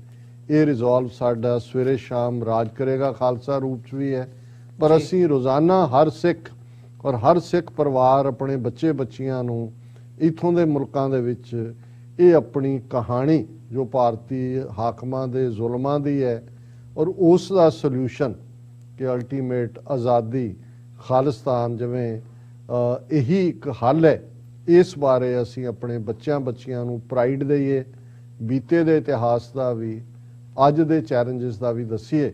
ਔਰ ਗੁਰੂ ਸਮਰੱਥ ਹੈ। ਅਲਟੀਮੇਟਲੀ 2022 ਉਹ ਵਰਾ ਵੀ ਬਣ ਸਕਦਾ ਹੈ ਜਿਵੇਂ ਸੋਵੀਅਤ ਯੂਨੀਅਨ ਦਾ ਸਡਨ ਕਲੈਪਸ ਹੁੰਦਾ ਹੈ ਔਰ ਉਹਦੇ 'ਚੋਂ 15 ਨੇਸ਼ਨ ਨਿਕਲਦੇ ਨੇ, ਯੂਗੋਸਲਾਵੀਆ ਦਾ ਕਲੈਪਸ ਹੁੰਦਾ, ਉਹਦੇ 'ਚੋਂ 8 ਮੁਲਕ ਨਿਕਲਦੇ ਨੇ, ਔਰ 2022 ਉਹ ਵਰਾ ਹੋਏ ਜਦੋਂ ਕਿ ਦਰਿਆਏ ਜਮਨਾ ਤੋਂ ਵਾਘਾ ਤੱਕ independent sovereign nation Khalistan liberate ਹੋਏ ਔਰ ਉਹ ਖਾਲੀ ਪੋਲ ਜਿਹੜਾ 31 ਦਿਨਾਂ ਤੋਂ ਅਟਾਰੀ ਬਾਰਡਰ ਦੇ ਉੱਤੇ ਪਾਕਿਸਤਾਨ ਦੇ ਝੰਡੇ ਦੇ ਨਾਲ ਇੰਡੀਅਨ ਝੰਡੇ ਤੋਂ ਸਖਣਾ ਹੈ, ਇਸ ਦੇ ਉੱਤੇ ਸਾਡਾ ਖਾਲਿਸਤਾਨ ਦਾ ਝੰਡਾ ਫਹਿਰਾਏ। ਖਾਲਿਸਤਾਨ ਜ਼ਿੰਦਾਬਾਦ। ਜੀ ਡਾਕਟਰ ਸਾਹਿਬ ਬਹੁਤ ਬਹੁਤ ਧੰਨਵਾਦ ਆਪਣਾ ਵਿਚਾਰਾਂ ਸਾਂਝੀਆਂ ਕਰਨ ਦੇ ਲਈ। ਤੇ ਵਿਊਅਰਸ ਇਸ ਵਕਤ ਸਮਾਂ ਜਿਹੜਾ ਹੈ ਉਹ ਸਮਾਪਤ ਹੋ ਚੁੱਕਿਆ ਹੈ ਇਸ ਸ਼ੋਅ ਦਾ। ਸੋ ਮੁਬਾਰਕਬਾਦ ਦੁਬਾਰਾ ਫੇਰ ਨਵੇਂ ਵਰ੍ਹੇ ਦੀ ਆਮਦ ਦੇ ਉੱਤੇ, ਤੇ ਉਮੀਦ ਕਰਦੇ ਹਾਂ ਕਿ ਇਹ ਨਵਾਂ ਵਰ੍ਹਾ ਸਾਰਿਆਂ ਦੇ ਲਈ ਖੁਸ਼ੀਆਂ ਭਰਿਆ ਹੋਵੇ, ਚੜ੍ਹਦੀ ਕਲਾ ਲੈ ਕੇ ਆਵੇ। ਸੋ ਇਹਨਾਂ ਹੀ ਸ਼ਬਦਾਂ ਦੇ ਨਾਲ ਅੱਜ ਦੇ ਇਸ ਸ਼ੋਅ ਦੇ ਵਿੱਚ ਇਜਾਜ਼ਤ ਚਾਹਾਂਗੇ। ਦੁਬਾਰਾ ਫੇਰ ਤੁਹਾਡੇ ਨਾਲ ਮੁਲਾਕਾਤ ਹੋਵੇਗੀ। ਵਾਹਿਗੁਰੂ ਜੀ ਕਾ ਖਾਲਸਾ, ਵਾਹਿਗੁਰੂ ਜੀ ਕੀ ਫਤਿਹ।